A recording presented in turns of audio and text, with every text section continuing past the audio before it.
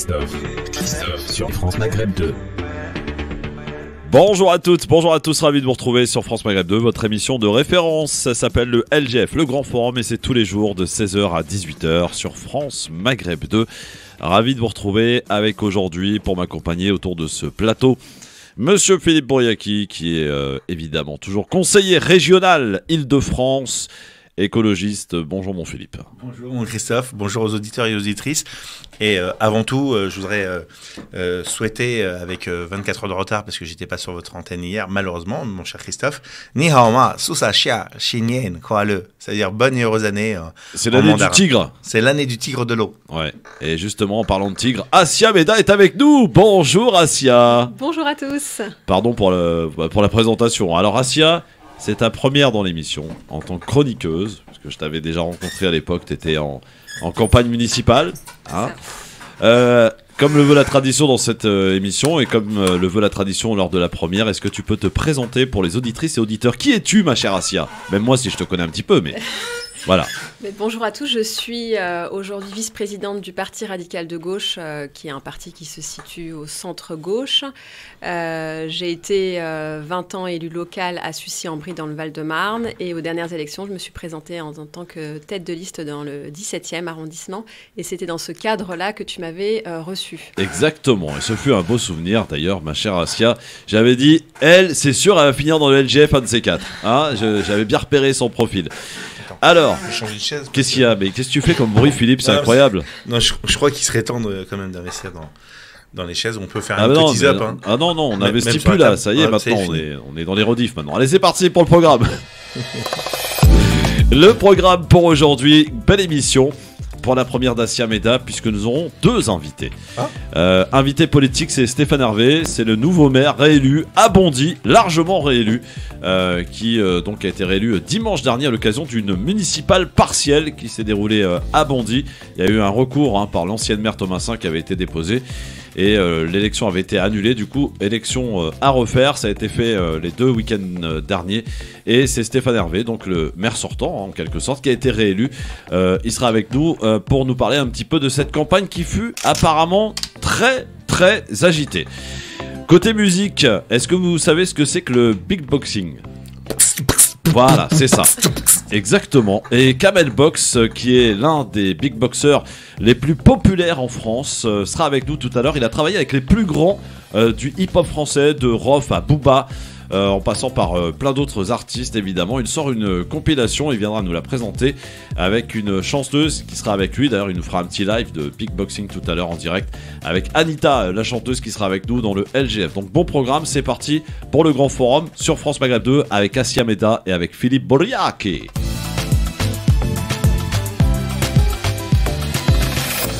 Et le jingle avant le quiz, oui. Bienvenue dans le Grand Forum, présenté par Christophe Rowe. Le Grand Forum. Oh, faut prévenir quand même quand vous aurez des jingles comme ça. Ils sont mortels. Le Grand Forum. Bah oui, attends, le Grand Forum. On se croirait sur le canal. Ma chère Assia, on commence toujours cette émission par un petit quiz. Le quiz. Et j'espère que pour ta première, tu vas le défoncer, le Bouriaki, comme il se doit. Alors, scandaleux. Je t'explique les règles, c'est très simple, c'est des questions qui sont entremêlées entre éphémérides, donc les événements qui se sont déroulés un 2 février, bonne chandeleur d'ailleurs à tous, c'est le jour des crêpes, et des questions d'actu. Voilà, il y a 7 questions, et il va falloir terminer proms, ma chère Assia. Ah, la pression. Première question, question histoire. Stéphanie de Monaco. La Grèce déclare la guerre à quel pays en 1800... Chypre. La Turquie. Oui, 1878. Bravo Assia, c'est la Turquie. C'est une bonne t'es réponse. malade ou Je quoi? te l'ai dit avant. Non, toi t'as dit Chypre, va te coucher. Chypre, Turquie, j'ai fait Chypre, Turquie. non, mais j'ai pas entendu Turquie. Désolé. Comme On c'est va bizarre. faire comme au Cameroun. Allez hop. Attention. Deuxième question. Sois galant un peu. Bah Non, oui. le quiz. Ah non. Et sans pitié. Sans pitié, le quiz. Deuxième question. Quelle candidate a été huée Hidalgo. par des militants à son arrivée Le Pen. À Brest. l'hôtel de police de Brest? Marine Le Pen. Deuxième. Ah ouais, t'as dit hué, normalement c'est Hidalgo. Ah oui, non, t'es hué pour autre chose. C'était pas par suivi. des militants de gauche, Hier. apparemment. Hier. Voilà. Ah ouais. Mais non, faut pas la huer. Ouais. Non, Bon. c'est vrai. 2-0 Ça lui fait son pour lit, elle est Assia. contente. Ah ouais. Troisième question. Quel président américain déclare au Vietnam nous ne céderons jamais Joe en Biden 1968. Nixon. Carter. Non. En 1968 Mm. 68 Oui. C'est Kennedy Non. Président américain. Oui, président américain, oui. C'est pas Quel ouvert, président c'est pas ouvert. américain déclare au Vietnam nous ne céderons jamais C'est pas ouvert. en 1968, pardon, non. Attends. Attends, tu fais quoi là? Je regarde. Tu regardes rien du tout, ça va pas en fait. Craqué. Attends, elle est en train de googliser. Attends, c'est pas Kennedy, c'est pas Non, ouvert. c'est pas Kennedy. C'est pas. Putain, ouais. Non, non, non, Moi, je non, suis non, trop si, on n'a nulle. pas le droit. Non, non, non, on n'a pas le droit de regarder ça. Bon, on va pas donner les règles. 68 Oui, en Attends, 68. 68. Attends, 68, c'était Kennedy. Non. C'est Nixon. Nixon, Non. c'était Je l'ai vice-président. dit, Nixon. C'est pas Carter, c'est pas Nixon, c'est pas Hoover, c'est pas Kennedy, la vérité, je Eh sais ben, pas. c'était Johnson. Voilà. Ah. C'est tout. Allez hop, Johnson. quatrième question. Mais Johnson n'a jamais été président des Ben États-Unis. non, bien sûr, évidemment. c'est Richard les Johnson. Illuminati, Bah, c'est les évidemment, reptiliens. évidemment. Quatrième question. Quelle marque de luxe a annoncé renoncer à l'utilisation de la fourrure animale dans toutes ses collections dès Dior. cette année? Non. Louis Vuitton. Non. Hermès. Non. Ah, s'y connaît. Naf c'est Naf. un- Non. T'as dit Dior. Non. Non, ouais, j'ai dit Dior, il m'a dit non, Chanel. Non. Prada. Non. Armani. Non. Donne-nous des indices. C'est Ouais, donne-nous français. un indice. C'est français, t'as dit. Chanel. J'ai pas dit que c'était français. Ah. Quelle c'est- marque c'est- de luxe, grande marque de luxe, tout le monde connaît, a annoncé renoncer à la fourrure animale? Bah, Gucci. Oui. Gucci. Oh là là.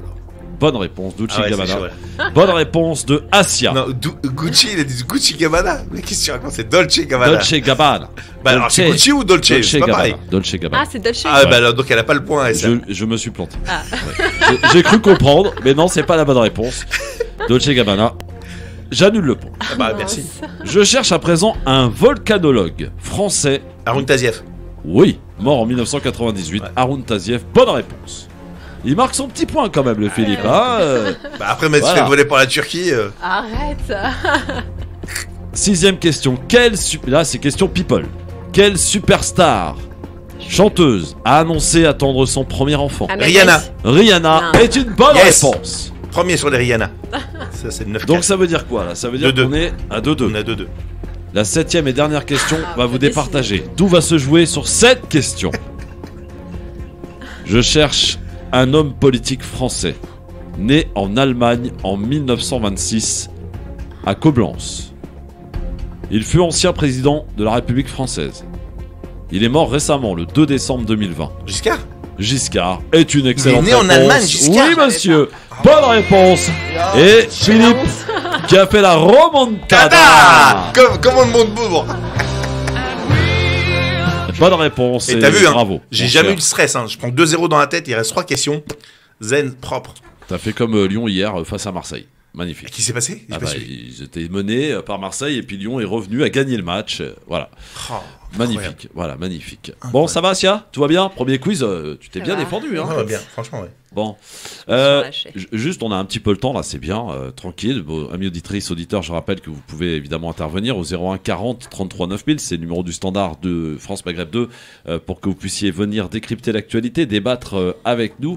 Alors, on en parle beaucoup en ce moment, c'est les suites du reportage d'M6, Zone Interdite, et ces journalistes qui, notamment Ophélie Meunier, qui a été menacé. Qui a été placé d'ailleurs sous protection policière à la suite de ce reportage, ainsi que Amine Elbaï.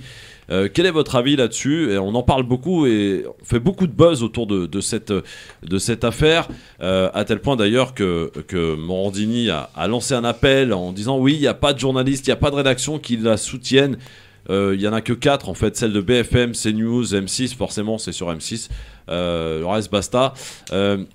Quel est ton avis, ma chère Assia, sur cette affaire, sur ce reportage et tout ce qui en découle derrière? Écoute, nous, en tant que parti radical de gauche, on a apporté notre soutien à cette journaliste. Ouais.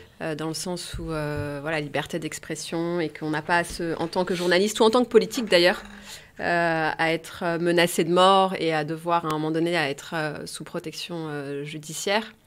Après, j'ai entendu aussi les retours des personnes qui ont été interviewées et qui, a priori, ont été un peu piégées, on va dire. Donc voilà, ça interroge sur les fins finalement ou l'orientation qu'on veut donner ou qu'un journaliste veut donner finalement à un reportage. Et finalement, il faut être très vigilant sur ce qu'on peut dire hors contexte et qui peuvent être utilisés ou tronqués. Donc ça interroge aussi sur, je ne vais pas dire le contrôle, mais oui, d'être très vigilant sur ce qu'on dit et de l'utilisation qui peuvent être faites par certains médias. Ouais, Philippe, mal intentionnés, on va dire. sur cette affaire. Je crois que j'ai passé d'emmerde comme ça pour que tu rajoutes une couche là. Tu sais que je suis le premier homme politique à être jugé par ces instances et 9 jours après, toujours pas de décision. Oui, bon, ça c'est en aparté. Eh ben ouais, mais là, je suis scruté comme l'œil de Moscou, là, cousin. Oui. Ah ouais, non, là, moi Bon alors, vas-y réponds là un peu, parce que tu je- réponds sur RT France, tu réponds ailleurs, réponds ici aussi. Ah mais là-bas, je suis payé, ici, Ouais. non. Ouais, c'est ça. Non, écoute, moi, tu sais que j'ai ma carte de presse d'ailleurs grâce à France Maghreb 2, à toi, Christophe, et la rédaction du Grand Forum et Monsieur Tariq Mami. C'est comme ça que j'ai eu ma première carte de presse et puis après ça s'est renouvelé. Je suis adhérent à l'association de l'Union de la presse francophone internationale. En tant que journaliste, même si je suis aujourd'hui politique, mais je reste dans l'âme un journaliste urbain, sans prétention, sans avoir fait l'école de journalisme, je suis pour la liberté de la presse et on a le droit d'aborder, et il faut aborder tous les sujets, même celles et ceux qui nous gênent. Et d'ailleurs, j'en suis moi-même victime. Et donc, je sais que lorsque des journalistes émettent un truc, un papier, un document, ils peuvent l'orienter comme ils veulent et dire uniquement et pointer, stigmatiser ou mettre la lumière que sur une partie et pas sur la globalité. Maintenant, il n'est pas normal que qui que ce soit dans notre pays, et ça je suis clair, ferme et sans ambiguïté, elle a toute ma solidarité, la journaliste en question, d'ailleurs elle est journaliste mais surtout présentatrice de l'émission, donc c'est pas elle qui va sur le terrain faire les interviews, etc. C'est toute une équipe, et il y a une équipe de rédaction, il y a des rédacteurs en chef, il y a une ligne éditoriale qui est décidée en amont.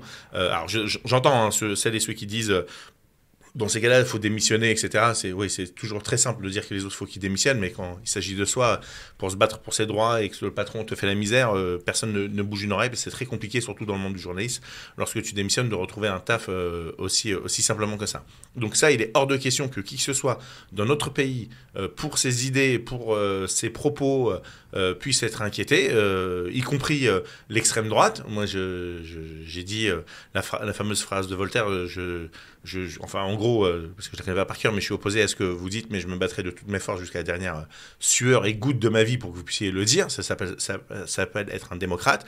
Maintenant, il y a des gens qui sont écervelés et qui font des menaces sur Twitter.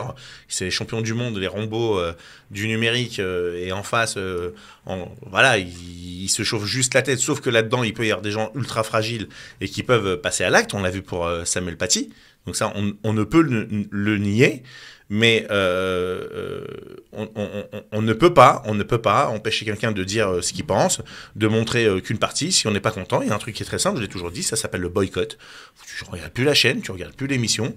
Et donc l'audimat en redescend, les sponsors se barrent, Crois-moi qu'immédiatement la chaîne change son braquet. Hein. Ce sont des gens qui ont des boîtes à faire tourner, qui veulent faire rentrer du business et de l'argent dans leur caisse, et c'est l'offre et la demande. Sauf que Philippe, ouais. Beaucoup d'auditrices et d'auditeurs qui Oui. ont eu à parler de cette affaire sur la radio disent pourquoi ce type de reportage, pourquoi je l'ai pas prendre regardé. ce sujet Non mais à 3 mois d'une élection. Non, C'est là où la question se pose finalement. Mais pourquoi? Mais attends, sans vouloir manquer de respect à qui que ce soit qui nous écoute, la réponse est très simple. On le sait pourquoi.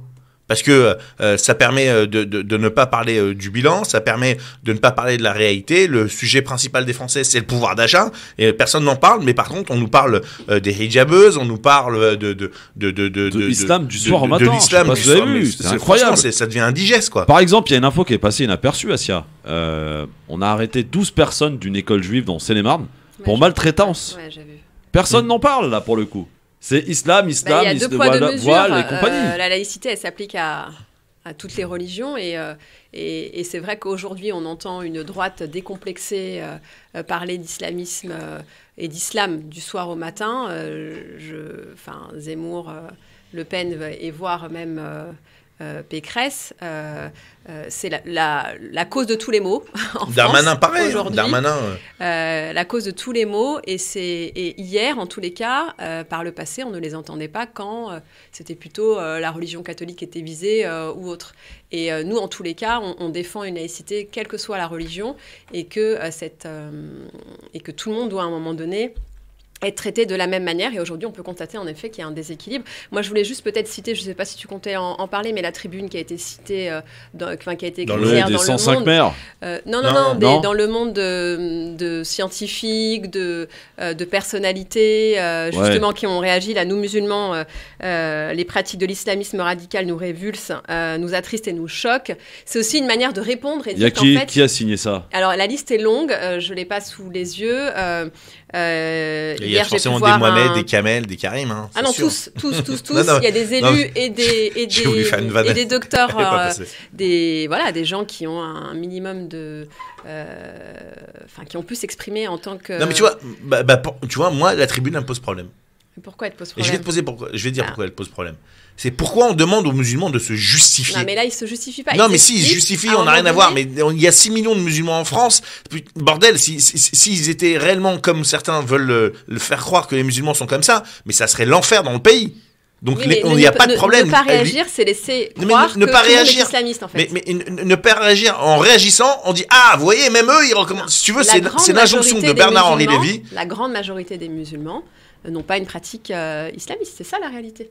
Non, mais déjà, ne serait-ce que ça, de dire pourquoi on a besoin de le rappeler, en fait, ça me pose un souci. Parce que malheureusement, en face, il y a des gens qui font des raccourcis, qui font aujourd'hui une campagne qu'avec des raccourcis pour faire croire que, ce que je disais tout à l'heure, les maux de la société sont la faute des, alors soit étrangers immigrés, soit de l'islamisme. Et je pense qu'on a besoin de rappeler qu'à un moment donné, on peut avoir une pratique, et la majorité l'ont, sans poser problème, et vivre juste normalement dans notre société. Mais il faudrait déjà, Christophe, que nous, sur France Maghreb 2 et sur d'autres médias qu'on appelle communautaires, puisqu'on s'adresse à une population type, entre guillemets, mais heureusement qu'il y a France devant, parce que sinon ça serait compliqué pour pouvoir s'exprimer.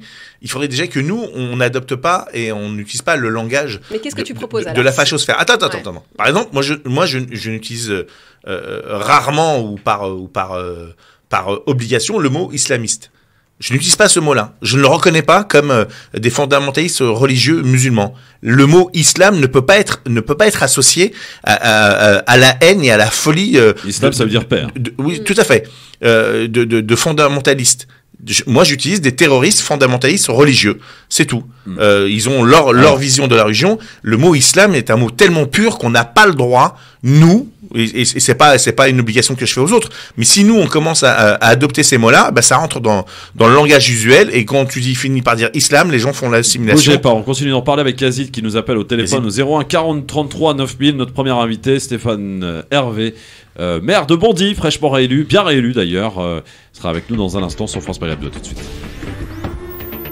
Le nouveau maire de Bondy, Stéphane Hervé, sera avec nous dans un instant sur France Maghreb 2. C'est tout frais, il vient d'être réélu, puisque son élection avait été en premier lieu annulée suite à un recours de l'ancienne maire Thomassin. D'ailleurs, le nouveau maire parle d'un système Thomassin. Carrément, on lui demandera d'ailleurs qu'est-ce que le système Thomassin sur Bondy. On en parlera avec lui, le nouveau maire qui sera avec nous dans un instant, et on parlera de musique et de big boxing avec Kamel Box qui sera avec nous. C'est l'un des plus populaires. Il a dû galérer pour trouver son nom en France. scène. Kamel Box. Ouais, Kamel Box, voilà. Asia Meda est avec nous, vice-présidente du Parti Radical de Gauche. Vice-présidente nationale ? Oui. C'est pas vrai. Je t'impressionne. Voilà, d'un coup, là, c'est... Philippe Bouriaki, conseiller régional d'Île-de-France, et Yazid au pour téléphone. l'instant. 01 40 33 9000. Yazid, bonjour. Bonjour Christophe, je voulais intervenir là sur le reportage de 6 là. Ouais. C'est du foutage de gueule, c'est juste du but électoral pour faire monter les racistes, Marine Le Pen et M. Zemmour. Voilà. Ça a toujours existé ces trucs-là, vous savez, dans toutes les trous, c'est mort, il n'y a pas de boulot quoi. C'est voilà, les sectes, ça nourrit les sectes. Mais bon, les gens normaux, on est plus dupes après. Mais est-ce qu'il n'y a pas, et c'est la question que j'ai envie de poser, et pas beaucoup de monde me répond, est-ce qu'il n'y a pas une défaillance de l'État dans cette histoire quand on voit de tels exemples? Bien sûr. Je veux dire, l'État a laissé faire, l'État... Ils sont complètement à la ramasse. Vous regardez tous les attentats et tout, ils n'ont rien vu venir. Mais bon, comme c'est toujours les gens de l'extérieur, c'est du foutage de gueule. Moi, je parle avec mes collègues et tout, mais c'est que du pipeau, ça intéresse personne. Juste avant une élection et tout, c'est trop flagrant, en fait, maintenant. Les gens, on n'est plus dupes. Faut parler du pouvoir d'achat, des gens qui crèvent la dalle, ceux qui ont plus de maison. Ouais, le pouvoir d'achat, t'as raison. Voilà. Avec le prix du carburant, vous savez qu'il va falloir s'habituer. Il paraît que le prix du gasoil à 2 €, c'est pour la semaine prochaine. Voilà. Merci, mon Yazid, en tout cas, pour ton appel. Pas de problème, bonne journée. À toi aussi, à très vite, mon Yazid. 01 40 33 9000. Ça, c'est un vrai problème, le prix du carburant, là, en ce moment. On se souvient qu'à l'époque des Gilets jaunes, que j'ai reçu d'ailleurs très bien, Fauzi Lelouch vendredi avec David Dibiensky, on s'est régalé. Et Priscilla Ludowski. Et Priscilla Ludowski, effectivement. À l'époque des Gilets jaunes, quand le mouvement a démarré en 2018, le carburant était beaucoup moins cher. Là, on va pas frôler, c'est-à-dire qu'on nous dit à la télé, là, aujourd'hui, qu'il va falloir s'habituer à avoir du 2 € partout, quasiment à l'échelle nationale, dans les pompes, le 2 € le litre de gasoil, Assia. Je sais pas si tu te rends compte, je sais pas si tu roules d'abord. C'est dingue, effectivement d'en arriver à ce niveau. Il faut absolument que l'État intervienne. J'ai cru entendre hier que le ministre, le maire, osait demander encore des efforts aux Français. Il faut juste peut-être rappeler que cette hausse, elle impacte les personnes qui n'ont pas d'alternative à la voiture, qui n'ont pas d'alternative pour aller travailler, pour déposer leurs enfants, pour faire des courses. C'est ça. Donc à un moment donné, c'est pas juste par choix, on se fait pas juste plaisir de prendre la voiture. C'est ça va, on vous a donné un chèque de 100 €, ça va. Non, mais à un moment donné, il nous dit de faire des efforts. À un moment donné, les Français en font beaucoup. Tu parlais du pouvoir d'achat. À un moment donné, il n'y a pas que les carburants qui augmentent. Tous les prix des produits de première nécessité. Quand on regarde aussi là, le café, l'huile, même le papier hygiénique qui explose. Les produits de première nécessité, en fait. C'est ça, et les salaires qui n'augmentent pas, à un moment donné, il faut pas s'étonner si demain les gens redescendent dans la rue. Et d'ailleurs, c'est étonnant que ce soit pas déjà le cas. C'est étonnant déjà que ce soit pas le cas. Effectivement, ce que je disais un petit peu aux Gilets jaunes, mais comment il n'y a pas de mobilisation, je veux dire, parce que là, il y a de quoi faire. Je veux dire, les sujets sont là. D'ailleurs, sachez que la plupart des candidats aujourd'hui sont reçus par la Fondation Abbé Pierre pour parler évidemment de ce qu'ils proposent pour justement en matière de sans-abri. Et vous avez vu que Mélenchon fait du macronisme. Il propose 0 sans-abri sous son mandat. Il y en a un qui s'est collé à ce genre de truc, c'est Macron. Bon, on a vu ce que ça a donné, il y a de plus en plus de sans-abri. Houssen est avec nous avant d'accueillir notre premier invité qui est arrivé. Houssen, bonjour. Oui, bonjour à l'équipe, bonjour à Philippe et à Assia. Bienvenue à toi, Assia. Merci. Tu ne regretteras pas d'être venu. Après, tu vois, c'est les auditeurs qui le disent, c'est même pas moi. Tu vois. Ça commence bien, j'ai pas peur pour toi. Merci. Bon, ça va. Tu la connais Merci ou pas, non Non, je la connais pas du tout, non. Très bien. Franchement, non. Elle est très sympa. Ouais. Alors, vas-y, on t'écoute. Je voulais un petit peu réagir concernant l'émission. Et moi, ce que je comprends pas, c'est vraiment les habitants de Roubaix. Après, comment on peut parler de l'ensemble des habitants? Apparemment, ils représentent 40% les musulmans, soi-disant. Apparemment, je sais pas comment ils ont fait pour avoir une statistique. Et pourquoi pas? Et pourquoi ils organiseraient pas une manifestation et dire voilà comment on peut accepter de parler de notre ville? Salir l'image de la ville, quoi. Oui, absolument. Voilà, exactement. Ouais. Roubaix qui est la ville la plus pauvre de France, si je ne m'abuse. Voilà, exactement. Et en fait, quand on parle de ça, on ne parle pas d'autres problèmes. C'était pour essayer de détendre l'atmosphère. Non, mais t'as raison. Mais rappelle-toi, en novembre 2019, nous avions fait une manifestation à Paris qui avait réuni plus de 20 000 personnes, et pour en avoir fait des manifs, je peux t'assurer que c'était clair, net et précis. Et merci à toi. Et rappelle-toi, la seule chose qui a tourné en boucle, c'est quoi? On a vu une photo d'Esther Benbassa avec une petite fille qui arborait sur son veston l'étoile à 5 branches ainsi que le croissant, qui sont des signes musulmans. hein, que tu retrouves sur plein de drapeaux, au-dessus des mosquées, etc., qui a une grande signification, hein, sur le croissant de lune ainsi que l'étoile, à 5 branches. Et en boucle, on se rappelle de Marwan Mohamed qui avait appelé à dire Allahu Akbar, parce que quand je dis Allahu Akbar, c'est que je suis complètement citoyen français, etc. C'est une connerie, parce que moi je veux que les citoyens français de confession musulmane soient des citoyens à part entière, et quand ils descendent dans la rue, ils descendent autant que français et musulmans. Oui, mais justement, sauf que cette manifestation, c'était une connerie. Non, mais c'est... Il est temps que... Non, je voudrais dire juste une chose. Non. Moi, je considère, tu vois, et pourtant, c'est quelqu'un qui parle en toute décomplexité sur ce sujet, c'est que c'était une manifestation contre l'islamophobie, et il est normal que dans une manifestation contre l'islamophobie, tu peux retrouver quand même une grande majorité de population d'obédience musulmane, mais il n'y avait pas que des musulmans, il y avait aussi des chrétiens, il y avait des athées, il y avait des juifs, j'en faisais partie, moi j'en avais plusieurs avec leur kippa qui étaient en train de communier avec leurs frères et leurs sœurs musulmans, parce que... Il y avait toute la gauche réunie. Il y avait... Ou presque. Ouais. Presque. Je me rappelle plus avoir vu le PS, hein, le Parti Socialiste, là. Ouais, non, mais il n'existe plus, le Parti Socialiste. C'est quoi, ça y est. Bah, d'ailleurs, à Bondy, je crois que là-bas, c'est pareil. Donc là, je vais me faire défoncer par mes copains écolos, là. Ouais. En tout cas, merci de ton appel, mon ami, et puis, à très très vite. Et écoute, observe bien Assia, tu vas voir, c'est du lourd. Merci beaucoup, voilà, merci. On sera peut-être amené à en reparler ou pas, parce que je vous avoue franchement que ce sujet me gonfle, sincèrement. Eh ben, on n'en parle pas, là. Bah oui, mais bon, faut qu'on en parle quand même, parce que je souhaite, s'ils descendent et qu'ils aient voté. Je souhaite qu'on apporte, si tu veux, notre spécificité dans les sujets qui malheureusement nous sont imposés. Je parle bien de sujets imposés. On va recevoir notre premier invité. Il est là. Il a son nouveau costume de maire. Il l'avait déjà. Il l'avait mis au placard et puis qu'il a ressorti. Stéphane Hervé, maire de Bondy. Bonjour monsieur le maire. Bonjour. Comment allez-vous ? Ça va très bien, je vous remercie. Alors, première réaction, ce fut tumultueux quand même, hein, ce qui s'est passé à Bondy, avant de parler de cette campagne aussi qui a été hyper agressive. Vous avez été élu maire une première fois, et il y a eu un recours de déposé contre vous par l'ancienne maire Thomasin.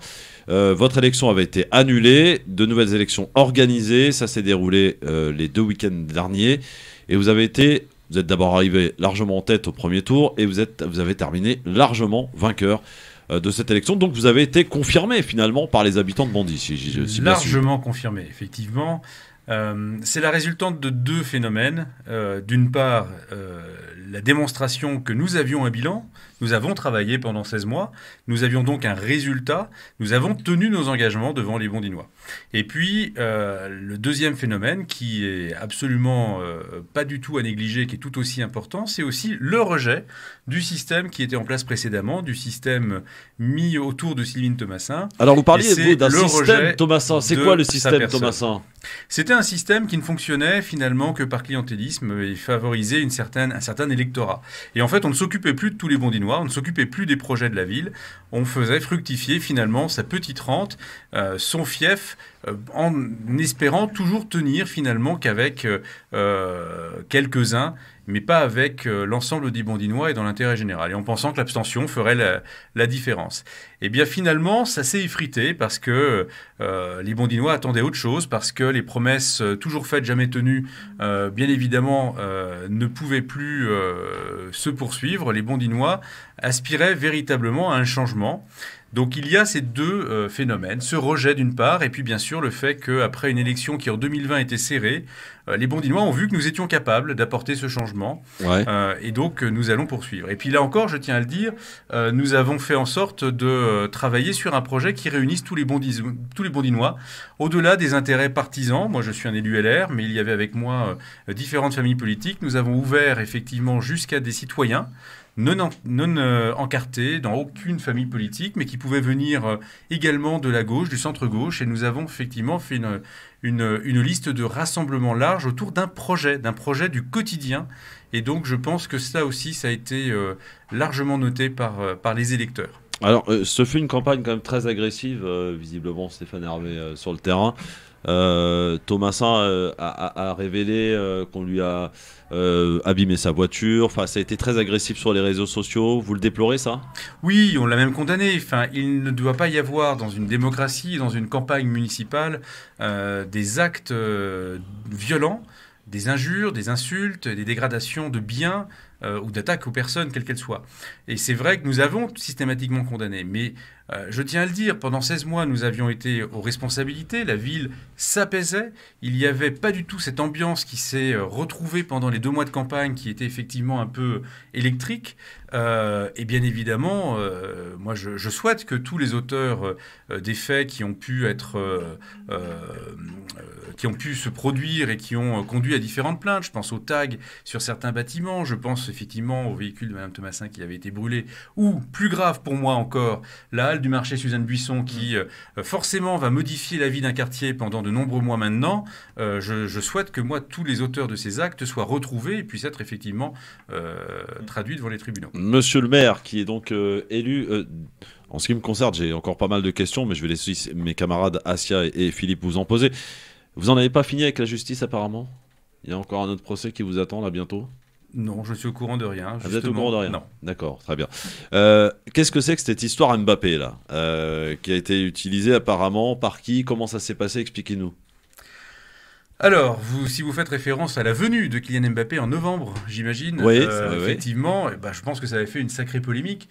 En réalité, il y a là un bel exemple d'instrumentalisation politique. Alors, moi, quand Mbappé vient à Bondy, il est toujours le bienvenu.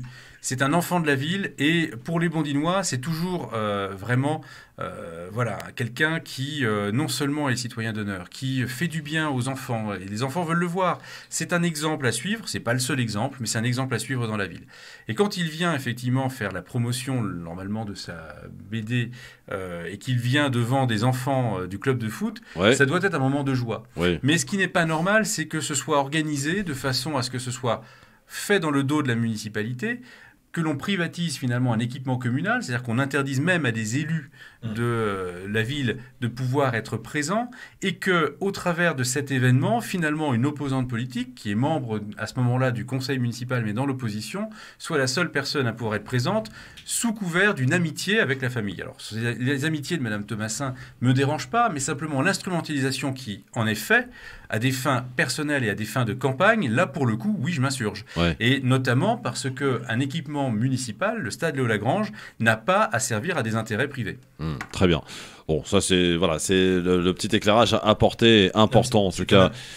Philippe. Pour rebondir là-dessus, c'est vrai que, alors pour être complètement honnête, monsieur le maire doit connaître mon étiquette et mon appartenance. Je suis à Europe Écologie Les Verts et évidemment, j'avais des copains sur la liste face à monsieur le maire, mais d'ailleurs j'avais manifesté déjà à l'époque mon indignation au fait qu'un équipement public devait être ouvert à tout le monde, qu'il n'avait pas à être privatisé et qu'on ne peut pas empêcher un élu de la République, je pense à votre adjoint au maire au sport, qui a été, il a été sympa parce qu'il a été molesté par le service de sécurité. Et ça, c'est pas admissible, c'est pas acceptable. Donc moi, je veux pas jeter la pierre sur Paul, Pierre, Jacques. Je comprends que le service de sécurité veut protéger son client, mais empêcher un élu de la République, ô combien même opposant ou pas, de pouvoir rentrer sur un équipement communal. Enfin, c'est juste pas possible. D'organiser un événement sur un équipement communal sans avoir l'autorisation de la mairie. Ça, c'est une bonne question, ça, Assia. Merci beaucoup. Question. En fait, c'est une très bonne question. En réalité, et on avait commencé d'ailleurs. Monsieur le maire, pardon de vous couper. Est-ce que vous pouvez réserver votre réponse juste après la petite pause? On fait un peu de teasing quand même. Comment c'est possible de pouvoir organiser dans le dos de la municipalité? Réponse du nouveau maire de Bondy, largement réélu dimanche dernier à Bondy.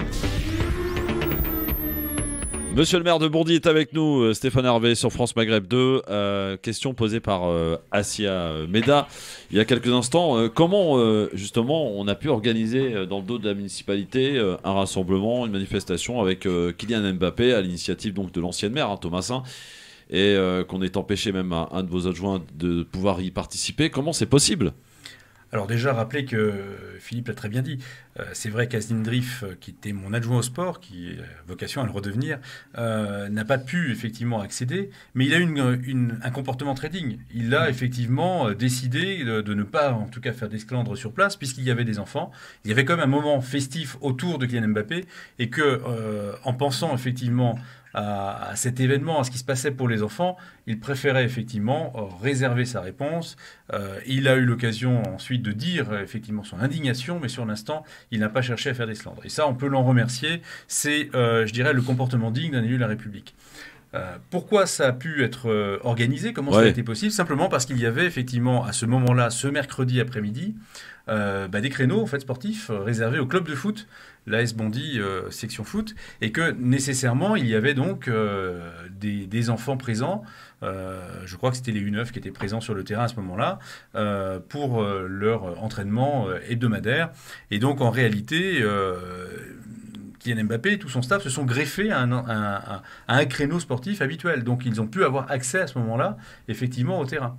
La seule chose, c'est qu'ils ne pouvaient pas prétendre le privatiser ou en tout cas interdire, qui plus est un élu, de pouvoir approcher. C'est là où réellement notre indignation a été portée, parce qu'il se serait passé n'importe quoi. Ce ne serait pas Kylian Mbappé. Ça aurait pu être un autre événement où il se passe je ne sais quel problème. Où on est responsable.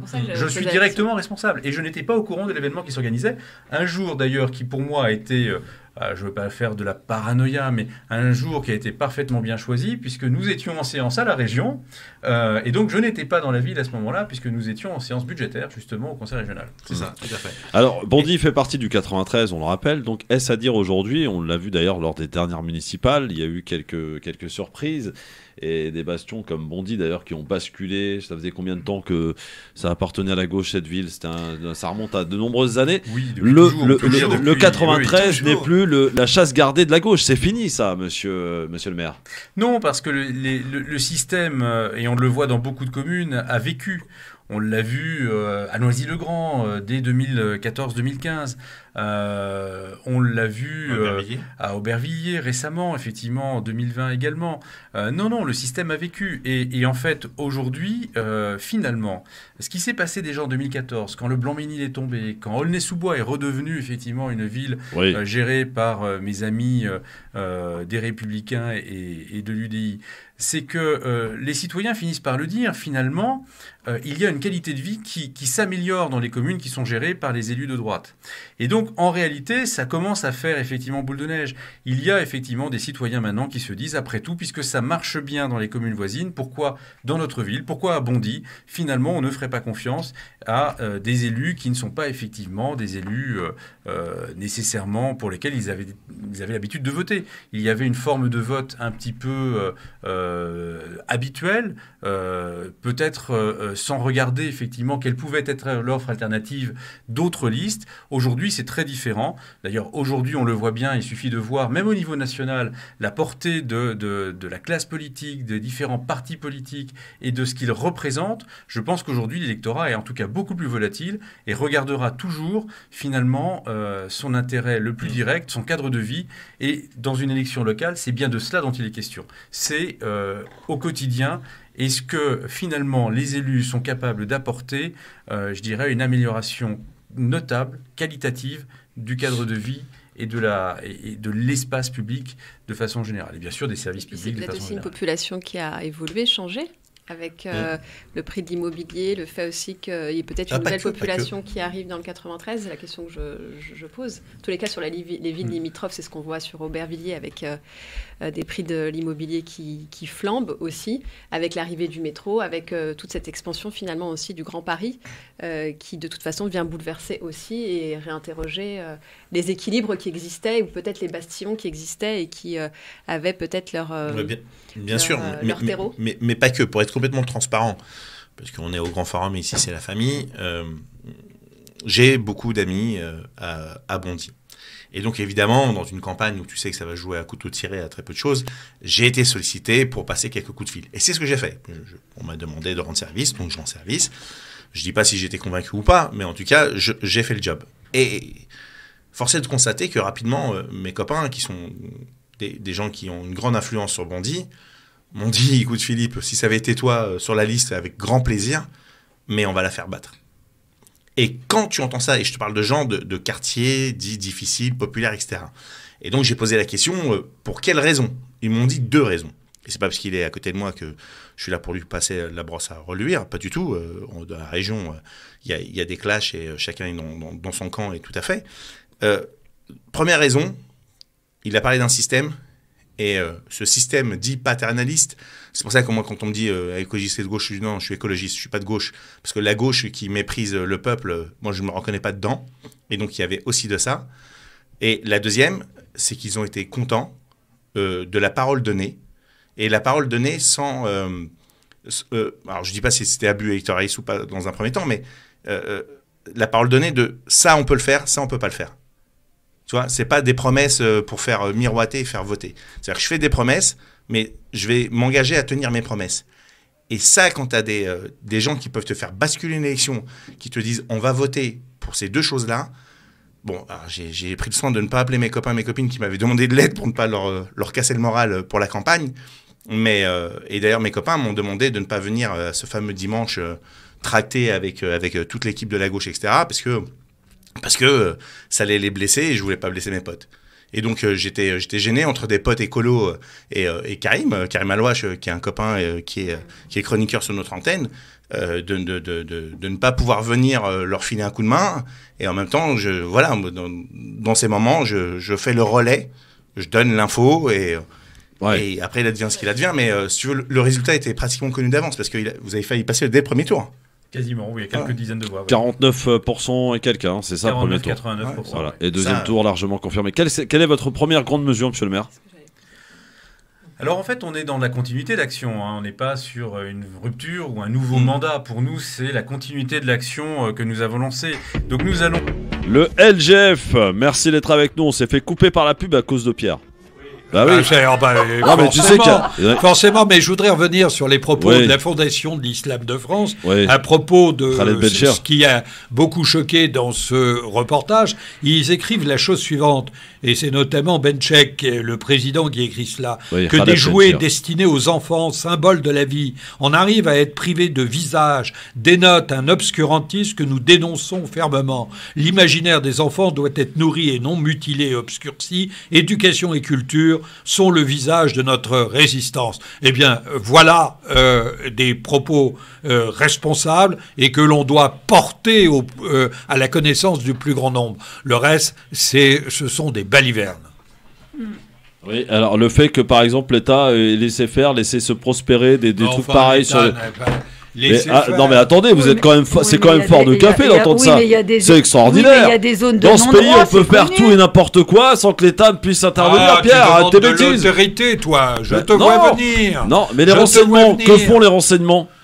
C'est extraordinaire. Mais ils payent la paix sociale dans ces quartiers en se disant on va les laisser s'entretuer entre eux et faire, à la limite, qui va y aller ? Là, malheureusement, des journalistes y sont allés. Mais mis à part ces journalistes, qui va à Roubaix ? Et puis qui va dans ce type de magasin ? Voilà, entre nous. Oui, Karim. C'est une histoire que... Karim, est-ce que c'est pas la faute de l'État, finalement ? Alors, Karim, est-ce que c'est pas un peu la faute de l'État ? À une époque, on a laissé des organisations humanitaires aller. Écoutez-moi bien. Non mais à un moment, il faut être sérieux, je veux dire.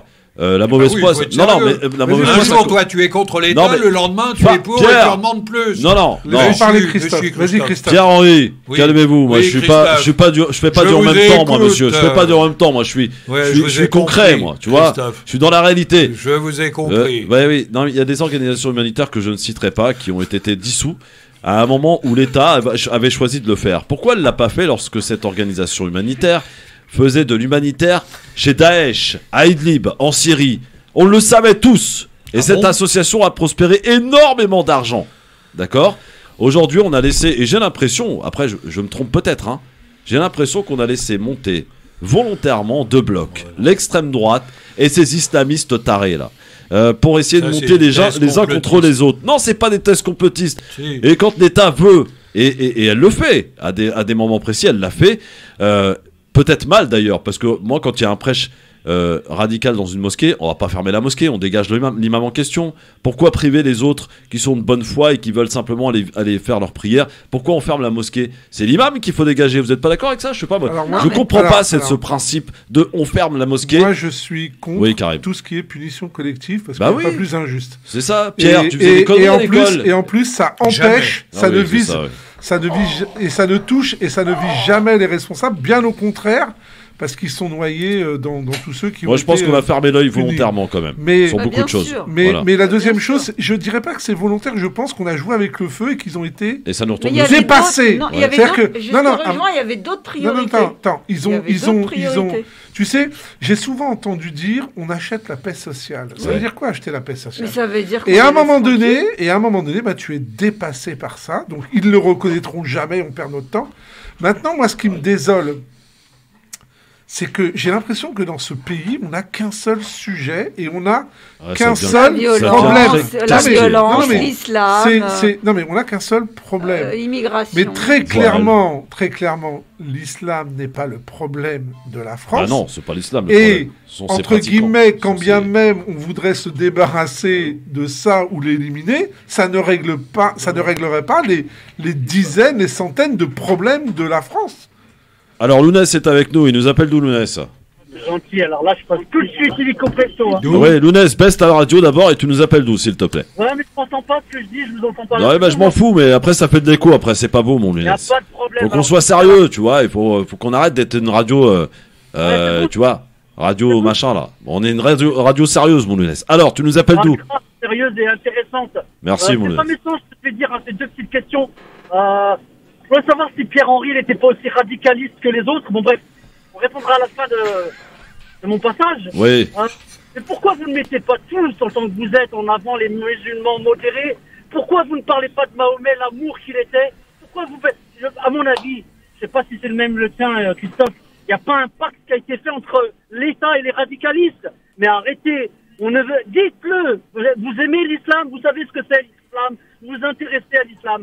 L'islam, l'étymologie du sens islam, vous savez ce que ça veut dire islam? La paix. La paix. Il vous appelez des musulmans, pseudo-musulmans, des islamistes. Mais non, c'est quoi? C'est des gens qui prennent la paix, les islamistes. Intéressez-vous au sens, à ce que c'est l'islam, à tout ce nombre de musulmans qu'il y a en France, issus de l'immigration. Ce sont les Français avec une religion qui s'appelle l'islam, qui n'est que amour, amour, amour. Tout à fait d'accord. Tout à fait d'accord, mon Lounès, je t'applaudis de 3 mois. Bravo. Voilà. Ciao. Merci mon Lounès. Bon, tu voulais dire un truc à Pierre sinon? Oui, mais là je saisis pas très bien parce que. Ah oui, il a raccroché.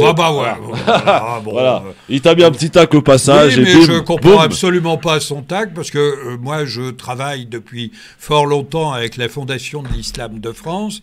Je suis un laïc et je ne me trompe pas sur la signification du mot laïc qui signifie liberté de culte, liberté d'avoir une religion, liberté de ne pas en avoir, liberté d'en changer. Donc j'avoue que je ne comprends pas très bien ce que signifie ou veut me signifier ce monsieur. Je ne sais pas, en tout cas. Voilà, mais c'est pas grave. On passe à autre chose et j'ai l'habitude. Ah bon? Oui. Arrête de jouer ta victime, mon Pierre. J'ai l'habitude. Si tu voulais comment me transformer en victime, ça serait pas très difficile, puisque à chaque fois que je viens là, je me fais allumer. Pierre. Allez. On t'aime, Pierre. Voilà. Merci Nadia. J'attendais. Une information importante, plutôt que de la pleurnicherie de Pierre-Henri. Apparemment, il y aura un coup d'État en cours en Guinée-Bissau. Oui, encore un autre. Oui, encore un autre, visiblement. Oui, bon, c'est ce qui m'est signalé à l'instant. Oui, mais c'est dur pour l'Afrique.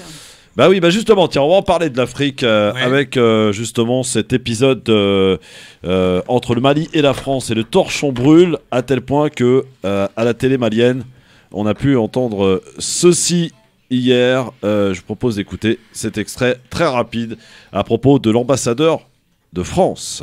Lundi 31 janvier 2022, l'ambassadeur de France à Bamako, son Excellence Joël Meyer, a été convoqué par le ministre des Affaires étrangères et de la coopération internationale qui lui a été notifié la décision du gouvernement qui l'invite à quitter le territoire national dans un délai de 72 heures. Cette mesure fait suite aux propos hostiles et outragés du ministre français de l'Europe et des Affaires étrangères tenus récemment.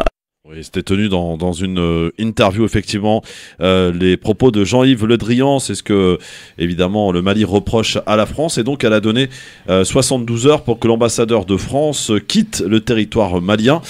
Est-ce qu'il s'agit là pour le coup d'une humiliation à la veille, qui plus est d'un sommet important, Europe-Afrique d'ailleurs, qui aura lieu, je crois, dans les tout prochains jours.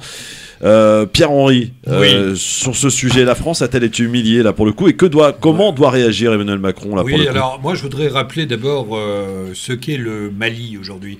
C'est 20 millions d'habitants, c'est une fécondité non maîtrisée, c'est une espérance de vie à 58 ans, c'est un analphabétisme qui concerne 60% de la population, et on a des militaires qui viennent au pouvoir et qui se lancent dans une véritable fuite en avant, et au mépris de ces engagements souhaitent maintenant conserver le pouvoir pendant des années, 5 ans.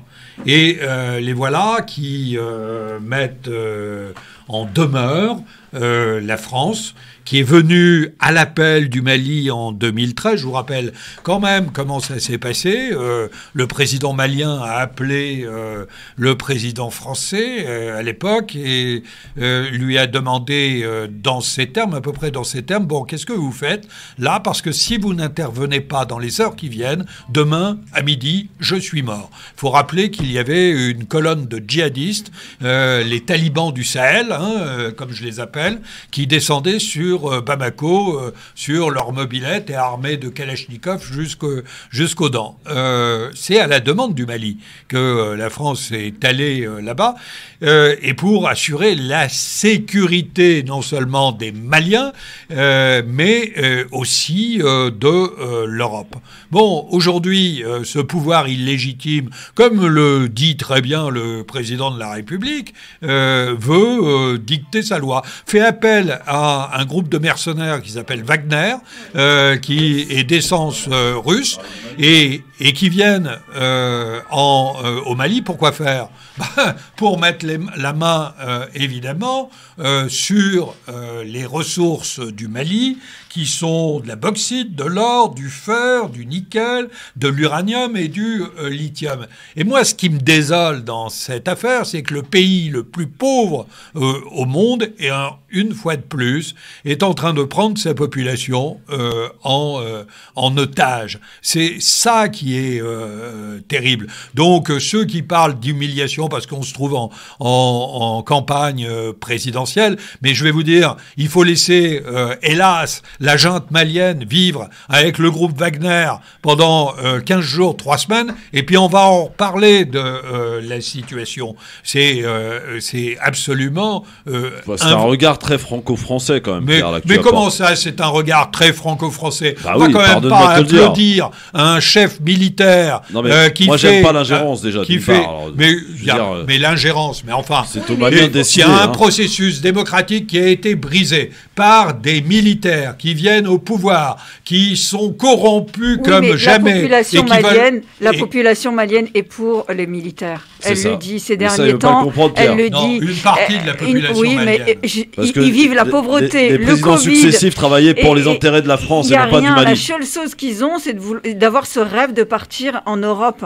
La plupart des personnes qui peuvent partir du Mali meurent sur le chemin justement de l'exil. Ceux qui restent n'ont rien. Donc entre rien et les militaires qui vont sauver justement une paix, parce qu'aujourd'hui ce qu'ils veulent c'est une paix, c'est de pouvoir aller faire leurs courses tranquillement, de pas se faire kidnapper, de pas se faire tuer, c'est ça qu'ils demandent. Alors j'ai envie de dire qu'en Afrique, malheureusement, et ça fait très mal de le dire, il y a souvent des coups d'État, il y a souvent des putschs militaires.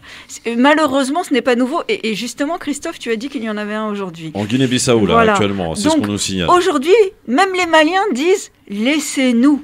Et de toute façon, à un moment donné, ils vont nous dire venez nous aider quand il y aura un besoin. Je suis d'accord avec toi, Pierre.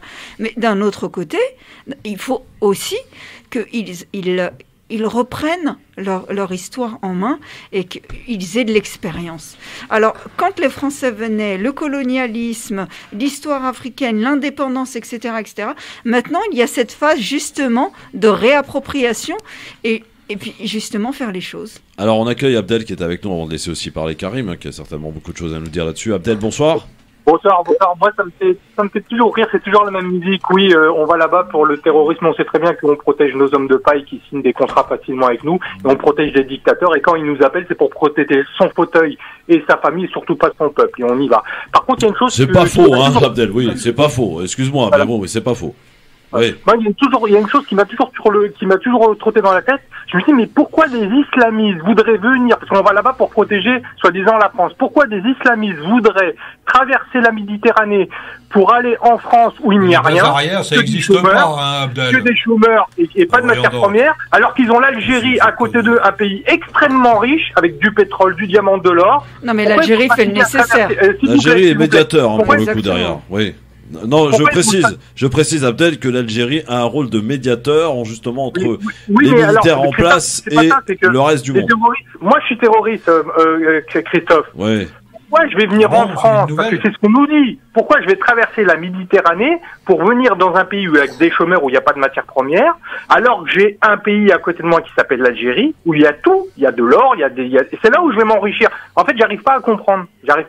Karim, tu peux répondre à Abdel, peut-être, pour l'aider à comprendre? Alors déjà, je voudrais dire une chose, c'est qu'il y a de nombreux Algériens qui tentent de fuir l'Algérie par la Méditerranée, et hélas, ça fait... Après, pourquoi les terroristes iraient plus en Algérie qu'ailleurs? Pour moi, le sujet n'est pas là. Tout d'abord, la présence russe en Afrique est très très très vieille. Hein. Non, c'est pas ça. Vous m'avez pas compris. On nous dit que la France est partie là-bas pour protéger la France des terroristes qui pourraient venir éventuellement. Aussi, oui. Et je me dis pourquoi le terrorisme viendrait dans un pays où il n'y a rien. Alors, officiellement, elle est là. C'est une arrière-base. Pour les empêcher de s'organiser et de monter des forces et des structures qui demain pourraient agir partout dans le monde. Donc c'est la réalité.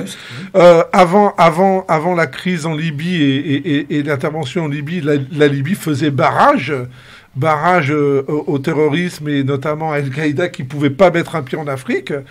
Aujourd'hui, c'est plus le cas. C'est juste les empêcher d'avoir une base arrière. On doit Kadhafi, ça. C'est à quelques heures de vol de l'Europe, tout simplement. Maintenant, c'est compliqué parce que, en fait, qu'est-ce qui se passe? Vous avez d'un côté la France face à la Russie notamment, ou à d'autres pays. Hein. Vous oubliez aussi la Chine, qui est extrêmement présente en Afrique.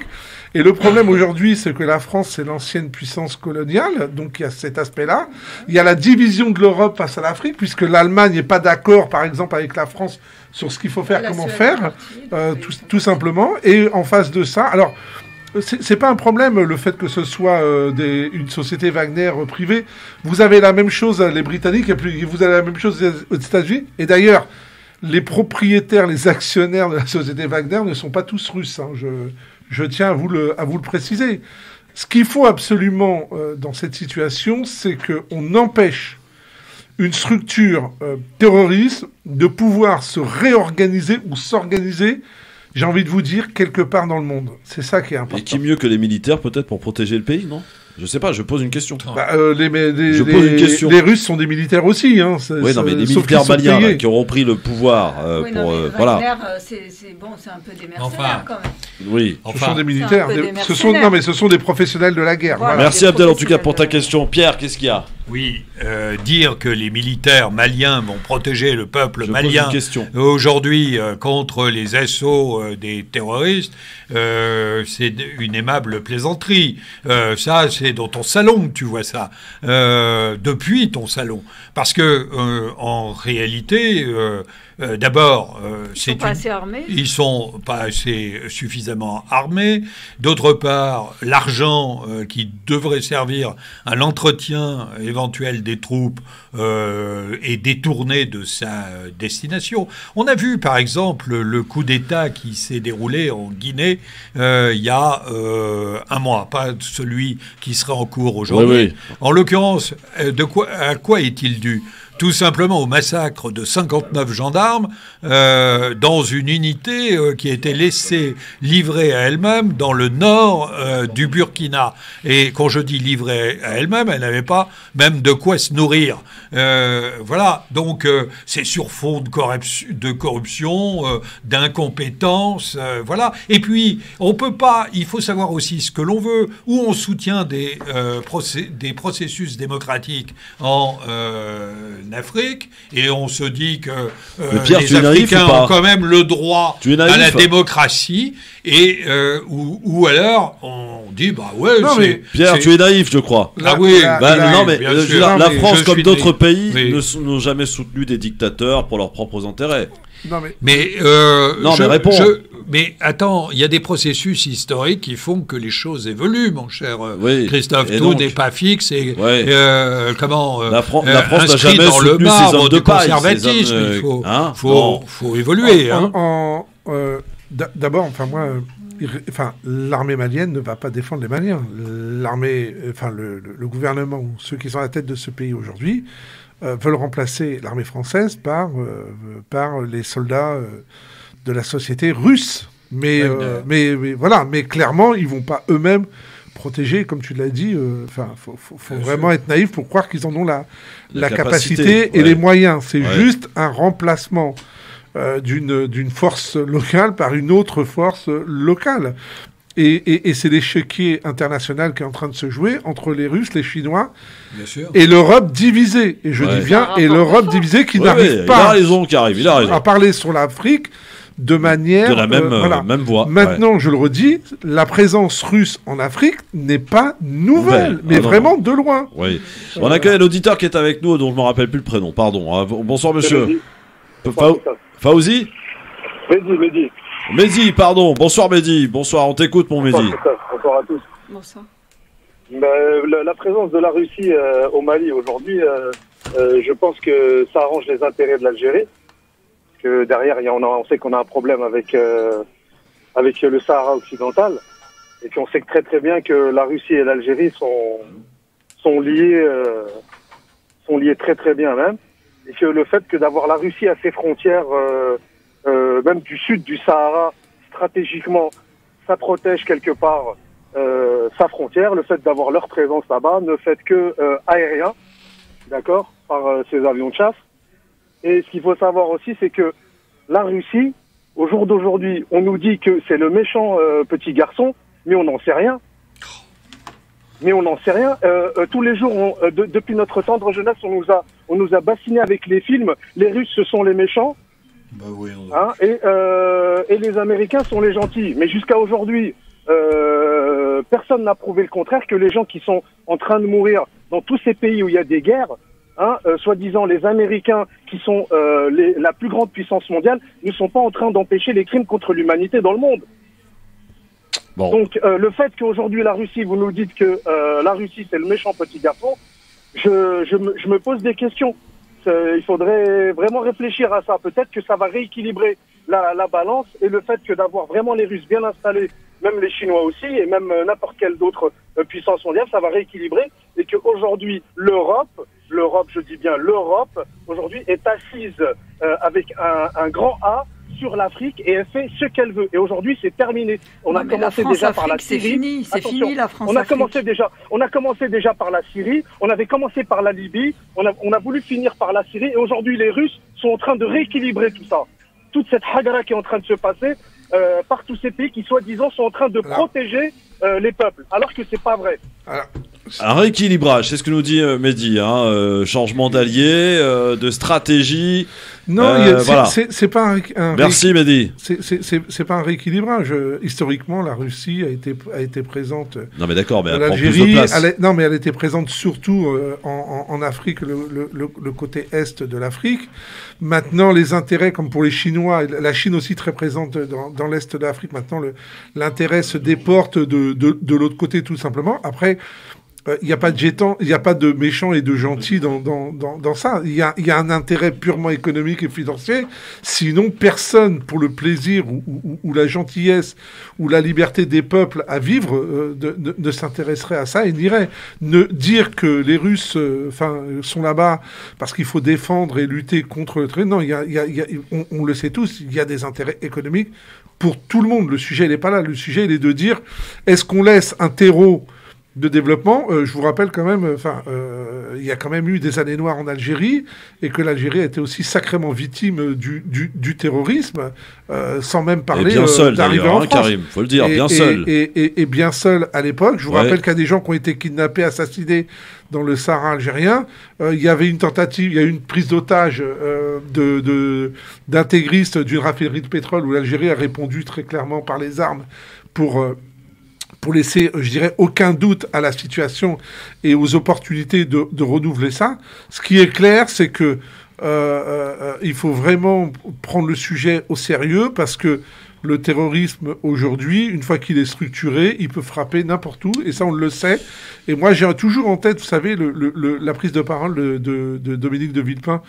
D'ailleurs, je regrette que cette personne-là n'ait pas fait de carrière politique, parce que il a été très bien à l'époque de la première guerre du Golfe, où il est intervenu en disant...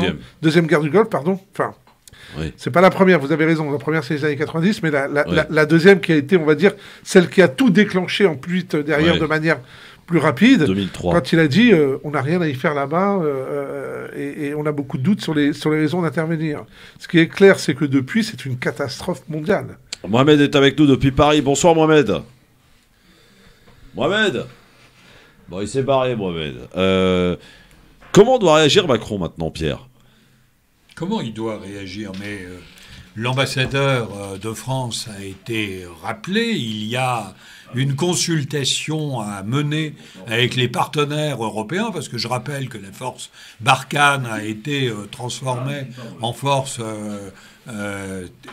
Takuba, ouais, et que ça implique aux alentours de 12 pays européens, et donc c'est une stratégie commune européenne qui doit être mise en œuvre vis-à-vis de la demande qui a été effectuée par la junte militaire au pouvoir. Je rappelle aussi que la CEDEAO a quand même condamné avec une rare virulence les coups d'État militaires en cours ou ayant eu lieu, et que c'est la CEDEAO qui a aussi décidé d'un certain nombre de mesures de rétorsion à l'égard du gouvernement malien. Simplement, encore une fois, c'est la population qui, au bout du bout, va payer la facture. Et je rappelle, dans un des pays les plus pauvres au monde.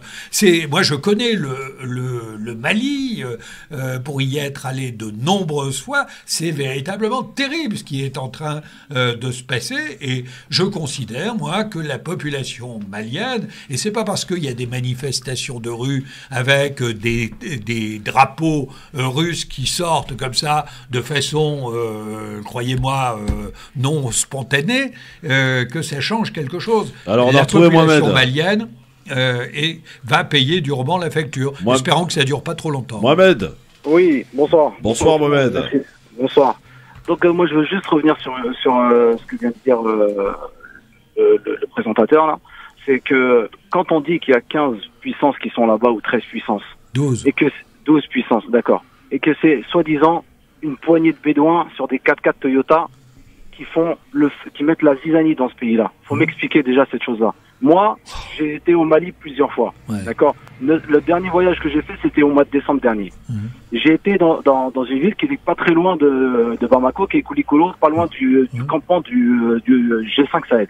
Quand on voit la force qui est déployée là-bas, et quand on dit que ces quelques personnes-là arrivent à mettre à genoux ces puissances-là, moi, franchement, mais c'est des guerres asymétriques. Non, mais d'accord. C'est des guerres asymétriques ou des guerres tactiques. Mais quand vous avez de l'appui satellitaire des Américains sur place, quand vous savez que la France, avec tous ces pays-là, font ça et n'y arrivent pas, moi, je sais pas qui est là-bas, comme disent eux-mêmes les Maliens. Mais il y a un gros problème. Et quand une zone comme Kidal, qui pourrait d'or, et tout le monde le sait là-bas, qui est interdit aux Maliens même d'aller là-bas, ils n'ont aucune souveraineté. Et vous parlez de démocratie. Les anciennes élections, avant le scandale qu'il y a eu avec les magouilles, ça on n'en parle pas. Et ça a été couvert par la France. Le seul problème, il est où? C'est que de couvrir tout ça et de laisser ces dirigeants corrompus et de rien faire, et que vous savez ça, ça veut dire que la France, on va dire, est d'accord avec tout ça et laisse faire. Et puis après, quand les gens se rebellent, on dit « Ah bah non, ils sont contre la France ». Non, ils sont contre le système. La souveraineté, moi je suis assez d'accord avec toi, la souveraineté, il faut que ces pays retrouvent une souveraineté. Merci Mohamed en tout cas d'être intervenu, on est de retour très vite sur France Maghreb 2 avec Pierre-Henri, Karim Alouache, Nadia Chérif. France Maghreb 2, France Maghreb 2, sur 99.8 FM, sur 99.8 FM, au Havre et toute sa région. Merci d'être avec nous en direct sur France Maghreb 2 dans le LGF avec aujourd'hui Nadia Chérif, avec... Karim Alouache et Pierre-Henri. On parlait de la situation du Mali avec cette information. Outre un autre coup d'État en cours en Guinée-Bissau, des tirs nourris entendus près du palais. Voilà, situation à suivre. C'est la semaine dernière, c'était au Burkina Faso. Cette semaine, en Guinée-Bissau, c'était en Guinée, au Mali. On voit que, pour le coup, il ne s'agit pas de défendre les militaires en place ou les régimes en place, mais on sent qu'il y a un ras-le-bol de la population et une absence totale de souveraineté dans beaucoup de ces pays, peut-être Karim, Pierre et Nadia, et que la population aujourd'hui en a marre et elle se révolte et voilà, elle légitime, si vous voulez, des régimes militaires pour reprendre et rapporter, réintégrer, réinstaller de la souveraineté dans ces pays-là. Il y en a marre d'entendre des pays comme la France, la Russie, la Chine se disputer ces territoires, on le sait, pour quelques intérêts. D'accord ? Ils vont pas là-bas pour sauver la population, arrêtez, ne soyons pas dupes.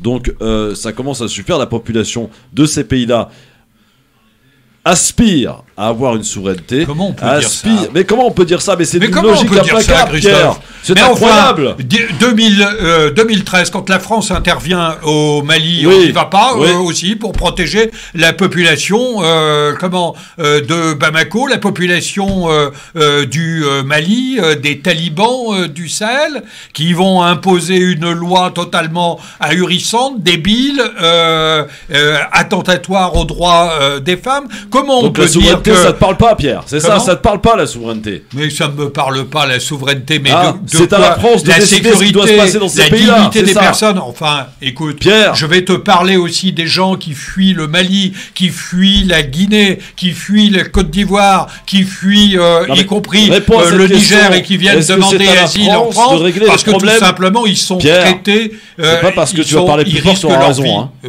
Non, mais je ne veux pas parler plus fort que toi, mais je dis simplement que tu viens de dire une grosse bêtise. Alors je te le dis en direct. Moi, je te le dis en direct, tu dis une grosse bêtise, parce que aujourd'hui, ça veut dire que c'est à la France et aux pays occidentaux de régler les problèmes dans ces pays-là. C'est ça ce que tu es en train de me dire ? Je dis que nous sommes allés là-bas, notamment en 2013, à la demande du gouvernement malien, démocratiquement élus, et que nous y sommes allés à la fois pour protéger la population malienne, mais aussi notre propre population, parce que le djihadisme, une de ses particularités, c'est d'avoir des bases arrières pour lancer un certain nombre d'opérations. Donc voilà. la France n'intervient pas, évidemment, parce qu'elle n'a aucun intérêt, elle intervient juste pour sauver la population. Mais je n'ai jamais dit qu'elle n'avait pas d'intérêt économique. Ça me rassure. Parce que fout la France, pourquoi elle va pas au Yémen aider les Yéménites, par exemple, tu vois je te donne un exemple, je peux t'en donner plein d'autres encore. Parce que les grandes puissances ont des zones d'influence. Parce qu'il n'y a rien à gratter là-bas, voilà c'est tout. Il y a des pays où il n'y a rien à gratter, donc on s'en fout de ce qui s'y passe. On a Tariq qui est avec nous. Bonjour Tariq. Bonsoir Christophe, bonsoir Nadia, bonsoir. Karim, et bonsoir Pierre. Il en prend plein la gueule, Pierre, miskin. mais non, on débat. Non, on débat. Moi, Christophe, ce que j'ai envie de dire, c'est que la France, elle devrait se mêler de ses fesses. Excusez-moi du terme. Pourquoi la France, elle va au Mali? Pourquoi parce que c'est pour ses intérêts, d'une. Deuxièmement, pourquoi la France, elle n'intervient pas dans les pays comme au Yémen? Parce qu'il n'y a rien à prendre là-bas. Il n'y a rien à gratter. La France devrait se mêler un peu de... Oui, mais est-ce qu'on peut dire que la France a perdu des Français et des Français sont morts? Parce que moi, j'entends tout ce que vous voulez, mais il y a quand même des soldats français qui sont morts. Merci, Nadia. Oui, non, mais d'accord. Mais alors, qu'est-ce que ça a à voir là-dedans, Nadia? Non, excuse-moi, mais c'est pas ça. C'est pas moi et toi qui avons décidé d'envoyer les soldats au front et d'aller se faire tuer. Faut arrêter. Mais je viens de te dire que je t'ai dit tout à l'heure que la population malienne en a marre et elle a envie elle veut stopper l'ingérence. La population africaine dans son ensemble. Oui, exactement. Mais à un moment donné, moi, je veux bien tout ce qu'on veut, mais rappelons quand même qu'il y a des Français qui sont morts là-bas, des soldats français qui ont signé pour partir en guerre n'importe où, ça je souhaite, mais il y a quand même 54, des Français bien sûr. Mais qui est le chef des armées dans ce pays? Il n'y a pas de rapport avec ce que... Non mais qui est le chef des armées dans ce pays? Pardon. Mais qu'est-ce que tu veux nous dire? Qu'est-ce que ça... Mais attendez, c'est bien le président qui décide d'envoyer telle ou telle troupe dans tel ou tel pays. Protéger notamment la population française, européenne et les populations du Sahel. Non mais d'accord, mais c'est pas moi ou toi qui avons décidé d'envoyer des gens au Mali ou ailleurs. D'accord. Écoute, voilà, merci. Je suis plutôt pour cette politique. Que tu sois pour, c'est une chose. Moi, je suis contre. Mais voilà. Après, voilà. Enfin, t'es contre ce qui est pour et pour ce qui est contre. Ça, non mais c'est quand même incroyable. C'est-à-dire que dès qu'on est contre toi, c'est de toute façon on a tort. Voilà. Voilà. C'est ça cette vision. C'est le grand débat quand même. C'est une vision assez quand même caricaturale que tu nous offres, mon Pierre là. Pardon. Mais voilà. Moi, je te parle de sous. Merci à vous. Entre parenthèses, j'embrasse tout le monde. Merci mon Tariq. J'embrasse Pierre aussi, très fortement. Oh, c'est mignon. C'est mignon. Il en a bien besoin. Qu'est-ce qu'il a dit? Il t'embrasse fortement, il t'a dit. Oui, embrassons-nous, allons-y. Voilà. Karim, t'es bien silencieux, toi. Non, parce que moi c'est... Le monde de Bisounours. Mais quoi, il a le droit de t'embrasser? Attends, tu refuses les embrassades maintenant? C'est incroyable, ce type. Mais je ne sais pas ce qu'il a bouffé, Christophe. Non, mais c'est royal. Moi, je crois... Enfin, franchement, entre nous...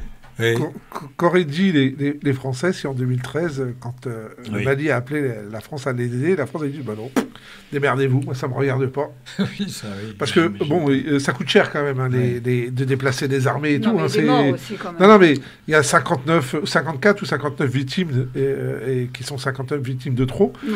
Mais il faut y aller et entre ce que ça coûte et les soi-disant. Alors j'aime bien le côté ils sont venus, il y a un truc, il y a un trésor de guerre. On va se le partager, etc. S'ils avaient dû se le partager, ils seraient déjà partagés avant même qu'il y ait des événements au Mali. Le problème, c'est qu'on ne sort pas de cette idée de post-colonial. Comme regard, Karim, pardonne-moi de te dire. Attends, j'ai pas fini. Non, mais c'est vachement insultant ce que tu dis. Non, c'est pas ce que je dis.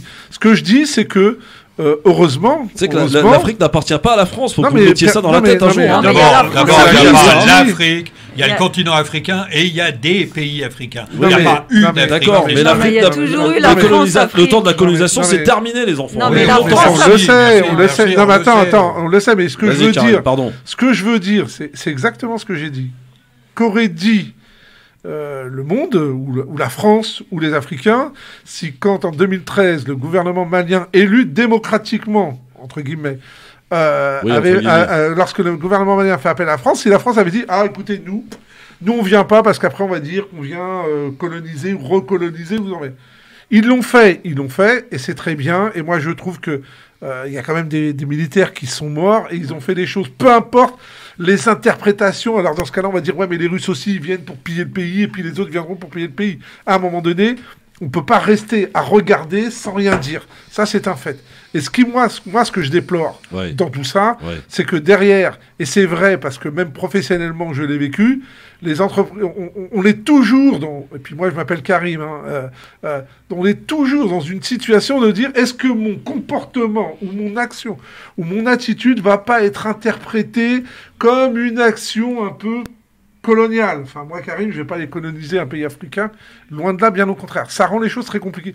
La deuxième chose, c'est qu'il n'y a pas d'Europe qui parle d'une seule et même voix. On le voit. C'est tout le problème qu'on a en Afrique en ce moment. C'est que l'Allemagne part dans un côté, la France part dans un autre côté, tout le monde s'en mêle. Le troisième point, c'est qu'il y a une construction aussi géopolitique et militaro-politique avec la Turquie, la position de la Turquie, qui est en phase avec la position de la Russie, et qui est pas en phase avec celle de la France, mais pas non plus en phase avec celle de l'Allemagne, parce que personne n'est d'accord. Donc on est face à tout ça.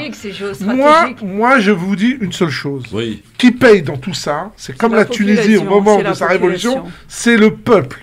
Et je me pose pas la question de pourquoi ils y sont, pourquoi ils y sont. Moi, ce qu'il faut absolument, c'est protéger d'une manière ou d'une autre le peuple. Le peuple dit on a faim, on a besoin de manger. Voilà. Donc quoi qu'il arrive, on a besoin de liberté et surtout de se sentir en sécurité. On veut la sécurité, qu'importe le moyen. Et la sécurité, le gouvernement malien n'a pas pu l'apporter. C'est pour ça qu'ils ont fait appel aux forces extérieures. Bon. Et c'est très bien que quelqu'un y ait répondu. On accueille Houssen qui est avec nous. Bonsoir Houssen. Bonsoir tout le monde. J'ai vu tout le monde a gardé l'air calme. Ouais.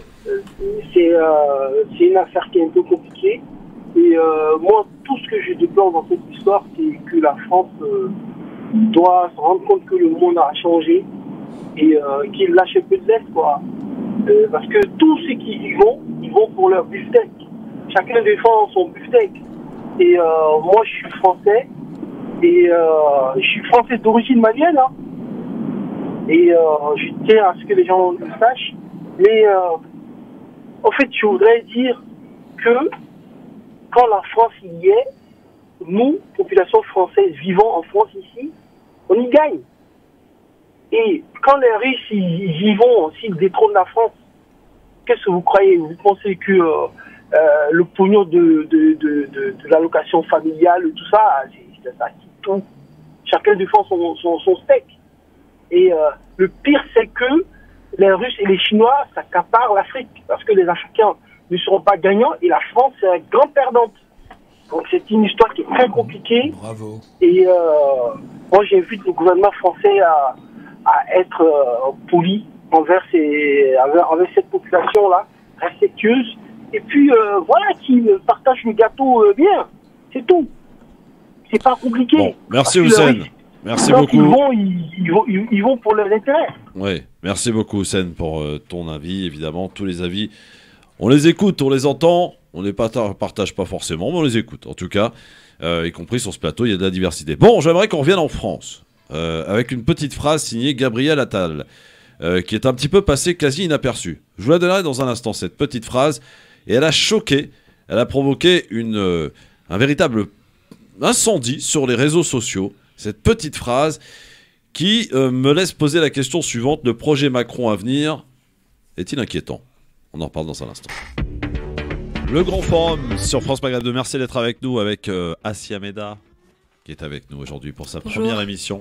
Philippe Bouriaki et nos invités aujourd'hui, Kamel Box, qui est donc l'un des kickboxers, on peut le dire, l'un des plus populaires aujourd'hui en France. Il a travaillé avec les plus grands des hip-hop français, bien entendu, accompagné d'une charmante chanteuse qui est avec lui et qui va nous présenter d'ailleurs, mon cher Kamel. Hein, présente-nous cette chanteuse. Non, c'est elle qui va le faire, non? Ouais. Mais non, vas-y, fais-le, toi, fais-le. Bah, c'est une artiste. Pourquoi tu l'as choisie, elle, d'abord? Alors moi, c'est mon collègue François qui est l'un des... Pour moi, c'est un monstre de la prod et qui m'a dit, voilà, il y a une chanteuse, il faut que je te la présente. Elle collerait bien à l'album. Et puis il me l'a présenté. Et puis on a tout de suite conclu sur l'album. Voilà, on a collaboré ensemble tout de suite. Elle s'appelle Tanya Sachs. Voilà. Tanya Sachs, d'accord. Yeah, that's me. Et pourquoi Anita alors? C'est quoi, ça vient d'où ça, Anita? Alors Anita, c'est mon prénom. Ah ok, d'accord. Oui. Donc Anita, et ton nom d'artiste c'est Tanya Sachs. Voilà. Très bien. Alors, vous allez nous faire une petite presta là tous les deux. Kamel, il s'occupe de la partie Big Box, hein, Big Box, voilà. Tout ça. Et Tanya va chanter. C'est bien cela. Oui. Donc, c'est sûrement ça.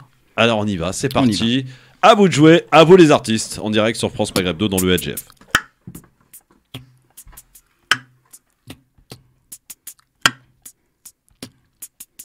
This is a man's world.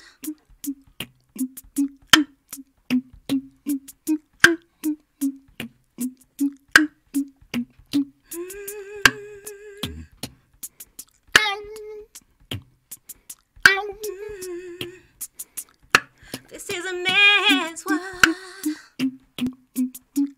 This is a man's world.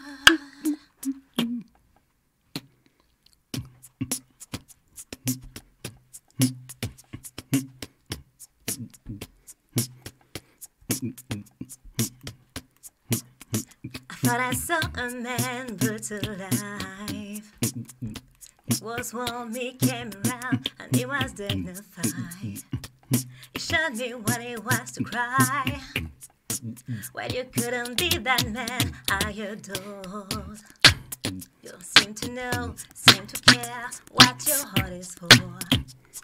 Well, I don't know him anymore. It's nothing where he used to lie. The conversation has run dry. That was good night. Nothing's right at all. I'm a lot of faith. This is how I feel. I'm gonna die ashamed, laying naked on the floor. Illusion that it changed into something real. I'm wide awake and I can see the perfect sky is dawn. You're a little late, I'm already done. Waouh! Ce mec a fait ça avec sa bouche, hein. Les auditeurs, auditrices, franchement, il n'y avait pas de musique, il n'y avait rien, tout s'est fait avec ça. Mais c'est incroyable! Mais non, il y avait aussi les oreilles, t'as rien vu, hein? Non, j'ai rien vu, non, ça c'est clair. J'ai entendu Dorothée quand même. Oui, j'ai entendu, mais en tout cas, magnifique! Mais Kamel, c'est incroyable ce que tu peux faire avec ta bouche! Ah ouais, on fait pas mal de choses, la preuve. Ouais, ça s'entretient?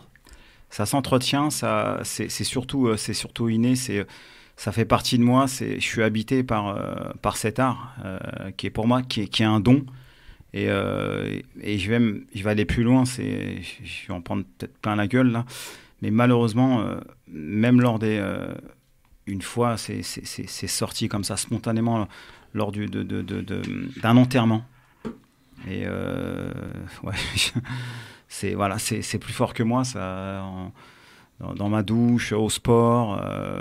C'est votre langage, en fait. Voilà, on va dire, entre guillemets, c'est ma signature. Et tu es prof, hein, je crois, dans la vie? Ouais, moi je suis prof de sport. Tu fais des cours comme ça, quand il y a un élève qui t'énerve, tu... Ouais, bah, en ce moment, j'ai un élève qui est autiste, et depuis 2 semaines, je lui ai appris à faire du beatbox, et là, ça l'a vraiment, vraiment calmé, et là, c'est excellent, parce que je lui dis... Tout le monde peut faire du beatbox? Tout le monde peut faire du beatbox. Non, tout le monde peut faire du beatbox. Moi, j'imagine bien Assia faire du beatbox. Non, je tente. Non, tout le monde, non, c'est vrai. Après, il y a des gens qui sont un peu, qui sont prédisposés bien sûr à exercer cet art, mais tout le monde peut faire du beatbox, bien sûr. C'est incroyable, franchement bravo Kamel. Voilà. Merci beaucoup. Et donc le projet, on rappelle l'album qui va sortir. C'est Camelbox sous scellé. Voilà, Camelbox sous scellé.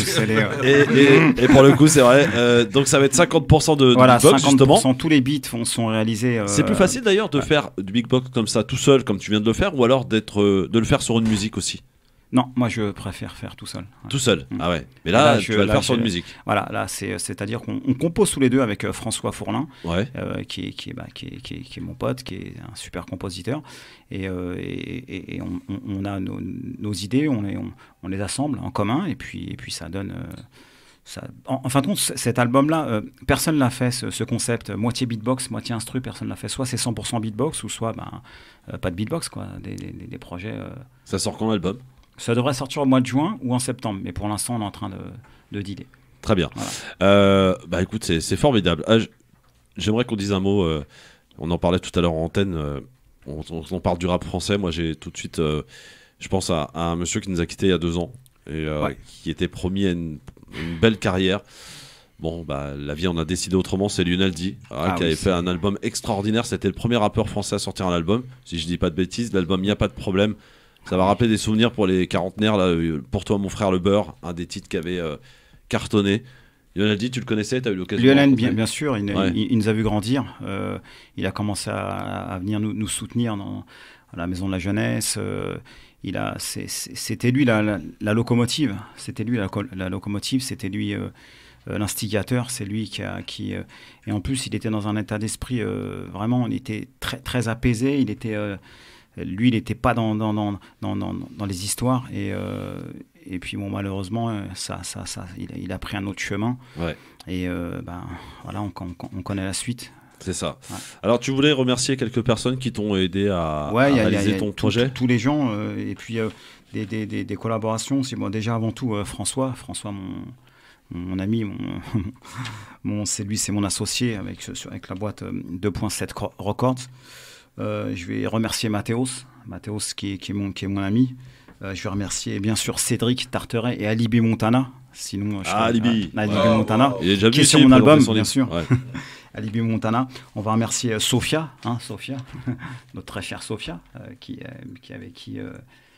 a fait en sorte que je sois ici aussi. On l'embrasse. Ouais, on l'embrasse. Je vais remercier Jamal, le producteur de Soprano. On parlait de Soprano il y a 5 minutes, que je vais voir dans une semaine sur Marseille. Je vais remercier Ossine Alaf. Ossine Alaf, c'est la personne qui a fait Au Soleil. C'est mon ami. Je suis sur sa comédie musicale qui va sortir, qui va arriver dans un an. Je vais remercier Freddy avec son livre Itinéraire bis. Il a sorti un livre, un pote à moi qui a sorti un livre, Itinéraire bis, avec son ami Karim, le coach sportif. Julie, Missy Indigène, c'est une artiste de Marseille avec qui j'ai collaboré aussi. Je vais remercier Mehdi de Skyrock et Sarah qui a 13 ans, elle s'appelle Tite Peu. Et là, elle arrive, c'est une rappeuse. Et je vais faire un titre avec elle parce qu'elle est vraiment extraordinaire. Tu peux rajouter qu'elle est à The Voice bientôt. Ouais, elle a The Voice bientôt aussi. Ouais. Ah, très bien, très bien. Elle s'appelle Tite Peu et elle arrive là, c'est incroyable. Bon, et Kamel. Et il y a Anna Ezesso aussi. Anna, bien sûr. Kamel, je peux pas te lâcher sans que tu me donnes un gros blaze là qui va faire partie de l'album. Non, je veux pas. Non, mais si, Kamel. Juste, on est entre nous là. Il y a personne qui nous écoute. Ah non, je veux pas que ça sache. Normalement, je suis pas censé apparaître sur l'album. T'en parles pas. Non, je peux. Non, mais c'est vrai, c'est conflit. Non, mais il y a du lourd ou pas, franchement. Plus que je vais donner un indice. Vas-y, donne un indice. Le Sud. Marseille bébé. Je dis rien. Ouais, Marseille bébé. Est-ce que ça a un rapport avec Non, je dis. avec la rencontre que tu vas faire encore. Ah ouais. Tu lui passeras le bonjour. Oui, bien sûr. Ah. Saïd, il s'appelle. Voilà. Saïd, non, c'est pas Saïd. C'est pas Saïd. Saïd est sur mon projet. Ouais. Il est sur le projet, le premier album que j'ai sorti. Ouais, très bien. Bon, faut le faire venir ici. Pourquoi pas? Bah oui. Comment ça, pourquoi pas? J'espère bien. Bien sûr, pourquoi pas. Bon, Kamel, qu'est-ce qu'on peut te souhaiter? Que du bien. Bah oui. Et surtout s'unir, parce qu'on en a besoin en ce moment. C'est vrai. Ouais. C'est vrai. S'unir, c'est très important. Bon, en tout cas, merci beaucoup, mon Kamel, d'être venu ici. Merci beaucoup, Matania. C'est vraiment très belle voix. Voilà. Merci à vous. Merci France Maghreb. Ouais, bien sûr. Merci mon Rico. Ouais. Voilà. Et puis on va écouter d'ailleurs alors ça va être un titre qui va faire partie de l'album. Hein. Oui, bien Tania sûr. Sax. Donc voici ce que ça donne. Donc Big Box musique. Merci beaucoup à tous les deux. Et à très bientôt. Merci d'être passé par le LGF. Dans un instant avec Assia et Philippe, on continue. C'est le zapping à suivre sur France Maghreb 2. Bienvenue à vous. Quelle émission aujourd'hui les enfants. Bravo. Hein. Franchement, Kamel, du lourd. Hein. Du lourd. Ouais. Philippe, ça va? Ah, vas-y. Non, mais vraiment extraordinaire quand tu vois ça. Alors vous voyez la vidéo, vous aurez la vidéo, pardon. Vous l'avez d'ailleurs sur la page Facebook Christophe Le Grand Forum. C'est ça. Donc vous avez le renouveau maire de Bondy ainsi que Kamel derrière. Mais à un moment donné, il y avait 3 ou 4 sons en même temps qui sortaient. C'est ça, c'est extraordinaire. C'est pas là comment il l'a fait. C'était quoi ta petite blague là? Le Big Box Non, Kamel Boss, le Big Boss du beatbox. Voilà. Le Big Box du Big Box. Je voulais faire une rime en alexandrin, en 3/4, mais ça passe. Ça va, Marcia? Écoute, très bien. Bonne Tout se passe bien. C'est mieux qu'à CNews, hein, t'as vu? Ouais, c'est plus détendu. C'est clair. Allez, c'est parti pour le zapping. C'était dur. Première fois, tu l'as mis avec moi. Ouais, c'est vrai. La pauvre. Je veux dire, après les autres, c'est. Ah ouais. Ah, c'est cool. Voilà. Ah, quoique. Non, j'en connais quelques-uns qui pourraient te poser des problèmes. Bon. Dans le zapping, quelques extraits donc récupérés de la télé, de la radio, des extraits qu'il va falloir commenter rapidement et surtout qu'il ne fallait pas manquer ou peut-être manquer séance de rattrapage. Justement, tiens, les débats sont très agités sur CNews, chez Pascal Pro, à tel point qu'une invitée décide, et ça m'est encore jamais arrivé, de quitter le plateau tellement elle en a marre. Écoutez. Écoutez, arrêtons ces chamailleries dans ce mais c'est vous, attendez. Je peux pas dire un mot sans être contré. Si vous dites un mot, ils mettent Sophie, ne vous emmêlez pas non plus. Pardonnez-moi, mais c'est insupportable. On ne demande pas ce que vous jouiez à la maîtresse d'école. Et si moi je suis le maître. Allez, hop, moi ça me fatigue. Elle a un peu raison parce que si on vient, c'est pour qu'on puisse pouvoir discuter. Désolé, je suis navré. Non, mais après je le dis, c'est bon. Moi, si on vient, c'est aussi pour pouvoir échanger. Voilà comment ça se passe chez Pascal Pro, c'est le gros bordel. Les gens se cassent comme ça en plein direct. Ça a failli arriver chez toi ici, hein. Ah bon, et qui? Les offres. On peut pas le dire à l'antenne, mais. Je me rappelle pas. Visiblement, tu te rappelles pas la dernière fois, il y a quelqu'un qui dit ouais, la prochaine fois, je me casse. Ah oui. Ah voilà. Oui. Parce que t'es pas gentil avec les gens. Alors, autre chose, et là c'est un sujet très sérieux pour le coup, ça concerne Marseille. Le problème récurrent dans la cité phocéenne, c'est évidemment le conflit des éboueurs qui sont en grève. Témoignage des habitants, c'est absolument hallucinant ce qui se passe là-bas, écoutez. Qui nous mettent des poubelles mobiles au lieu que les ordures soient à ciel ouvert. Hier matin, j'ai ouvert mon magasin, j'avais un rat qui dormait sur le parvis du magasin, en plein centre-ville. Enfin, on est dans le tiers-monde, quoi. C'est pas la première fois, on a déjà eu ça il y a je sais plus, un mois et quelques là.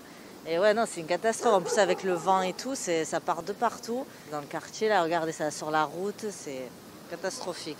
L'odeur et tout ça, c'est...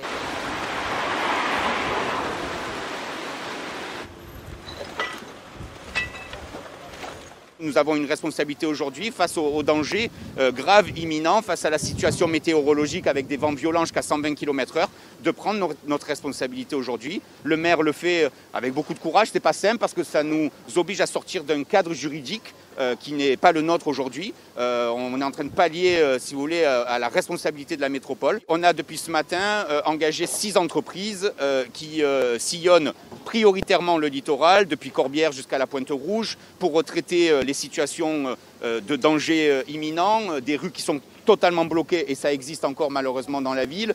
Et puis c'est l'équivalent, je dirais, de 5 tonnes pour le moment de déchets qui seront levés par jour. Ah, c'est incroyable parce qu'il y a des rues qui sont complètement bloquées avec ces tonnes d'ordures effectivement qui terminent dans la mer, d'ailleurs il faut le dire, avec ce vent violent, le Mistral qui est en ce moment. C'est un conflit qui dure depuis des années mais que personne n'a su régler.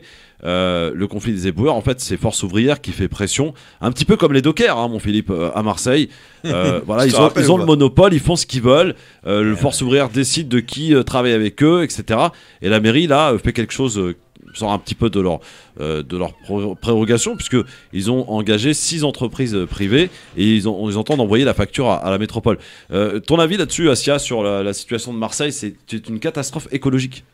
Écoute, catastrophe écologique, moi, il n'y a pas une année, je crois, qui se passe sans grève à Marseille. Ça m'a toujours impressionné. À Paris, on a connu aussi à un moment donné quelques grèves et c'est vrai que ça devient invivable, entre guillemets.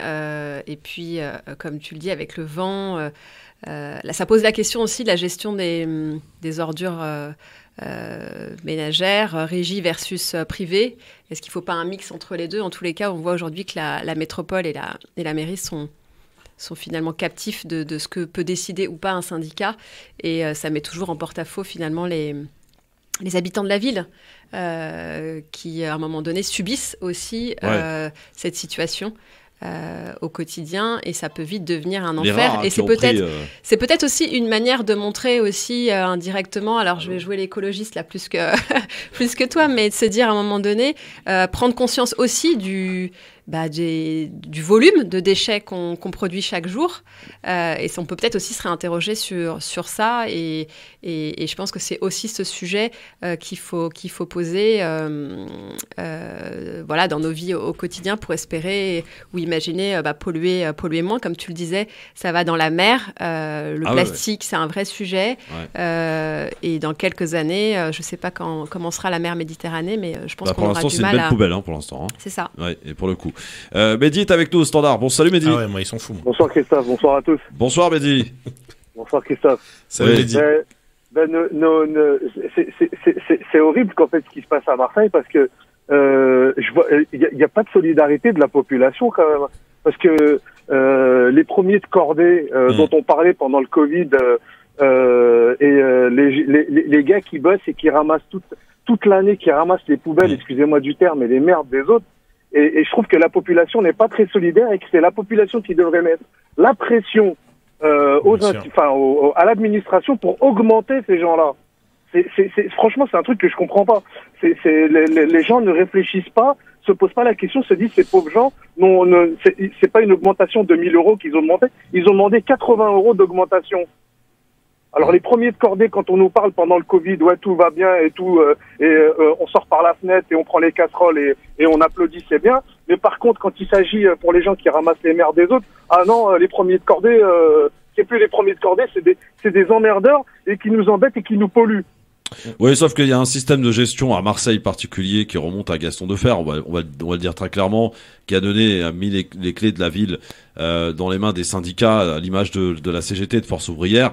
Et la problématique justement avec ce ramassage d'ordures, c'est que FO détient le monopole de cette gestion et ils font un peu ce qu'ils veulent. C'est-à-dire quand je te dis si tu veux être éboueur à Marseille ou si tu veux rentrer, c'est eux qui décident. C'est même pas, tu vois, c'est absolument incroyable. Comme les dockers d'ailleurs, c'est un véritable scandale.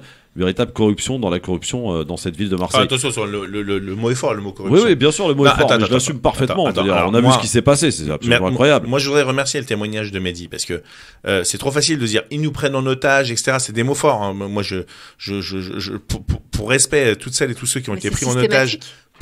Pour respect pour celles et ceux qui ont vraiment été pris en otage avec des armes, etc. sur la tempe, on peut pas utiliser des mots comme ça pour essayer de jeter l'opprobre sur une corporation.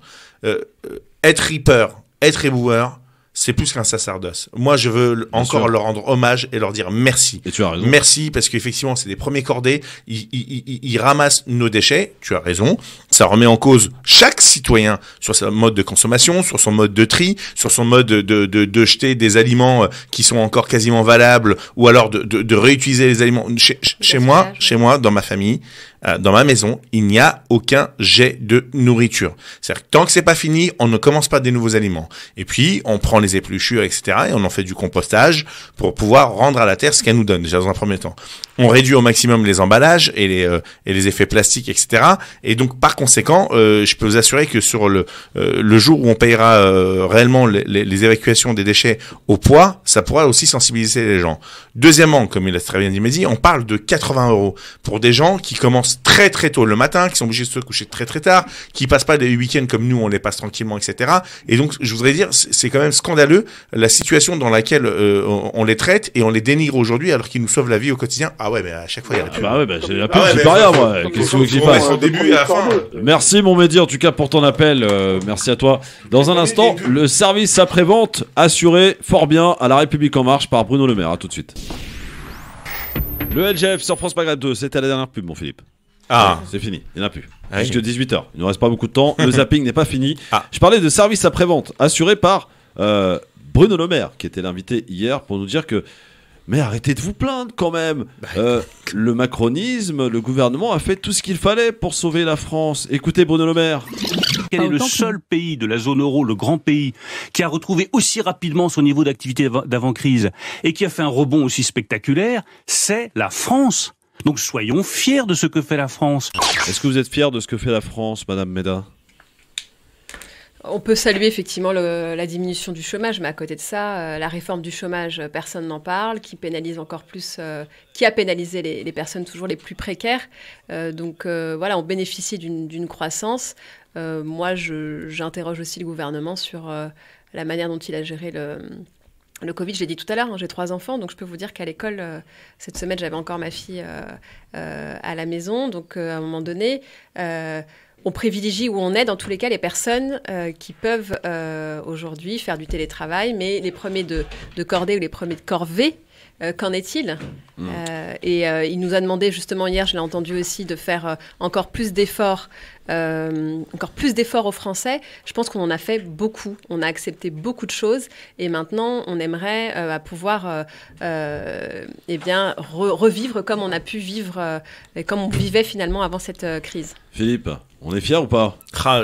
Comment je vais être fier de voir le match Bruno Le Maire, Édouard Philippe après cette élection présidentielle. Pourquoi ? Mais parce qu'ils vont s'entretuer. Ils vont. Tu sais que déjà, alors je vais vous donner une info. Excusez-moi, Monsieur le Président du parti Horizon, ça se passe super mal dans la Macronie avec Édouard Philippe, parce que vous savez que tous les partis politiques, leur financement dépend des législatives. Oui. Et donc, Édouard Philippe, il a besoin d'avoir quand même pas mal de candidats pour avoir un gros groupe à l'Assemblée nationale et surtout pour faire rentrer des thunes dans les caisses de son parti pour pouvoir avoir en ligne de mire 2027. Et donc là, sur les négos, à la REM... vous savez qu'il va pas y aller avec la REM, hein, Macron. Quand il va pas y aller il est en train de créer un truc, vous allez voir. Non, mais oui, mais c'est pas la REM, il y aura pas de la REM. La contradiction, c'est qu'il est toujours pas candidat et en même temps, il a déjà des parrainages. 115 C'est ça qui est fou. Ouais, c'était la première liste annoncée par le Conseil constitutionnel. C'est fou. Effectivement. Marine Le Pen a un message pour Emmanuel Macron, justement. Je sais qu'il se prend pour Jupiter, bien sûr, on a tous compris. Mais là, il faudrait que Jupiter descende un peu sur Terre, au moins le temps de la campagne présidentielle. Il est candidat, mais il a un passif. Et il faut qu'il rende des comptes au peuple français. Alors on a un scoop, Marine Le Pen, il est candidat apparemment. Bah oui, ça fait pas l'ombre d'un doute. Le seul problème, c'est que là, aujourd'hui, son expression n'est pas décomptée, ses déplacements ne sont pas dans les frais de campagne, et donc c'est vrai que là-dessus, moi, Ralté Marine, je suis d'accord avec elle. Bastien ? Ouais, mais c'est à un moment donné inadmissible de se dire que... Et on le voit, il distribue de l'argent lors de ses tournées à Marseille, là, dans le nord de la France, pour essayer d'aller draguer finalement un électorat qu'il a peut-être perdu. Donc il serait grand temps qu'il annonce sa candidature pour pouvoir finalement jouer, ou en tous les cas respecter les mêmes règles que les autres candidats. Et pendant ce temps-là, il y a Ségolène Royal qui flingue les responsables de la gauche. Si ces leaders politiques ne comprennent pas qu'il y a une aspiration des électeurs de gauche à l'union, c'est qu'ils sont pas à la hauteur de leurs responsabilités. C'est ça que vous leur dites ce matin. Mais bien sûr, qu'ils se réunissent. Qu'ils se voient, qu'ils se réunissent, qu'ils discutent. Je vais pas dire qu'ils tirent au sort, enfin qu'ils discutent. Qu'ils discutent, voilà ce qu'elle leur demande aux responsables de la gauche. Bon, ils sont pas vraiment dans la discussion pour le coup. Ouais, enfin, on s'en rappelle que pour les sénatoriales de l'étranger, quand on s'est fait battre à plat couture, elle n'a pas dit ça juste avant qu'ils discutent. Donc, elle est très drôle, Ségolène Royal. Tu devrais faire comme Manuel, voilà, partir un petit tour en Espagne et nous laisser un petit peu tranquille, quoi. Ouais. Moi, je peux aller que dans son sens. Le Parti radical de gauche aujourd'hui soutient Taubira, qui, elle, à un moment donné, a respecté des règles et appelle à ce rassemblement. On a été le premier parti, ça fait plus d'1 an, et d'ailleurs, Europe Écologie des Verts a répondu à notre appel, et a été le seul parti d'ailleurs à répondre à notre appel, du rassemblement de la gauche, parce qu'aujourd'hui, et je le disais tout à l'heure, quand on additionne toutes ces voix, il pourrait y avoir une possibilité, et aujourd'hui, tout ça est gâché, et qu'on va passer à côté des présidentielles, à côté des législatives, et donc une gauche de gouvernement... Il va y avoir un accord législatif. J'espère. Fais leur confiance. J'espère, mais aujourd'hui, les rapports de force, quand tu vois que ça plafonne à 2-3%... Si on a des candidats différents pour les présidentielles, on devrait avoir des candidats différents pour les législatives. Enfin, moi, je suis plutôt sur le fait qu'il y ait 577 candidats écolos. Il y en aura autant Taubira, donc après, à un moment donné, on ira récupérer les alors pendant ce temps-là, pour illustrer un petit peu ce qui se passe, ça se tire dessus à gauche, et notamment entre Fabien Roussel et Mélenchon, enfin plutôt Fabien Roussel qui attaque Mélenchon, à croire que c'est vraiment son adversaire principal. Ceux qui aujourd'hui disent votez pour moi ne voteront pas pour Jean-Luc Mélenchon. Ça ne s'additionne pas, parce que j'ai réussi à mettre... C'est additionné aux 2 précédents scrutins. Non, oui, mais parce que c'est pas le même Jean-Luc Mélenchon qui se présente là. En quoi il a changé ? Je vous le dis, sur les sujets que j'ai mis en avant, notamment sur le nucléaire, vous défendez le revenu d'assistance. Est-ce que vous voulez pas d'assistanat ? Alors que moi, je veux un revenu issu du travail. Et c'est une grande différence, et c'est fondamental. Ce sont, me semble-t-il, des différences qui peuvent s'estomper très facilement et qui ne sont rien par rapport... Jean-Luc Mélenchon serait prêt à faire des compromis. Roussel, franchement, je comprends pas où il va, moi. Ah bah si, je peux t'assurer que, écoute, nous, on a Nour, qui est le sosie de Blanquer, et les communistes ont Roussel en tant que sosie de David Hasselhoff. Alors, il y en a un des deux qui est un petit peu plus drôle, c'est l'écolo, mais je crois que c'est clair. Roussel, aujourd'hui, c'est la caution, c'est l'aile gauche de Pécresse. Voilà, point. Ouais. Bon, et bien voilà, ainsi se termine ce zapping et cette émission pour aujourd'hui. Ça va ? Ça a été la première, ma chère Assia ? Très bien. Est-ce que tu remets le couvert ? Oui, je crois, si tu acceptes. Si moi, je sais pas ce qu'en pense Philippe, mais non, écoute, valide. Moi, je suis vraiment impressionné sur le côté studieux d'Assia. Non, sérieusement, bien plus que des fiches, mais immédiatement, lorsqu'elle entend un truc, elle va chercher l'info pour pouvoir rebondir et pouvoir parler de choses qu'elle peut maîtriser ou en tout cas développer. Et ça, j'ai rarement vu ça en face de moi. Ouais. Et donc, un débat avec elle, ça risque d'être très compliqué. Ouais. Et pourtant, j'ai peur de personne. Ah. J'espère que je vais lui en coller quelques-uns là. Elle va leur les faire boucler pour le coup. Demain on sera avec plateau assez droite demain. Farid Tamsamani, Tarek Sassi et Nabil Sama seront avec nous demain. Noam Anwar qui fera aussi sa première émission, ça sera vendredi avec Ismaël Tefour et Tarek Mami, vendredi entre 16h et 18h. Que du lourd, que du bon, restez avec nous, c'est tous les jours sur France Maghreb 2. Ça fait une belle émission, très diversifiée comme on les aime. Merci à tous de votre fidélité. Merci et restez bien à l'écoute de votre radio France Maghreb 2, merci bien sûr. Et du LGF, merci Assia. Merci à très vite. Salut tout le monde. Salut mon Philippe et bon courage pour la suite. J'espère que la semaine prochaine on aura le résultat du truc quand même te concernant. Parce que ça fait ça devient Dallas ton truc là. Ah non mais là c'est Netflix, ils m'ont appelé. On va faire un documentaire, c'est pas possible là. C'est une série. Allez, salut tout le monde, 18h dans un instant, Medjet sur France Maghreb de jusque 20h, c'est pour l'heure le journal et les infos de ce mercredi soir. Bonsoir.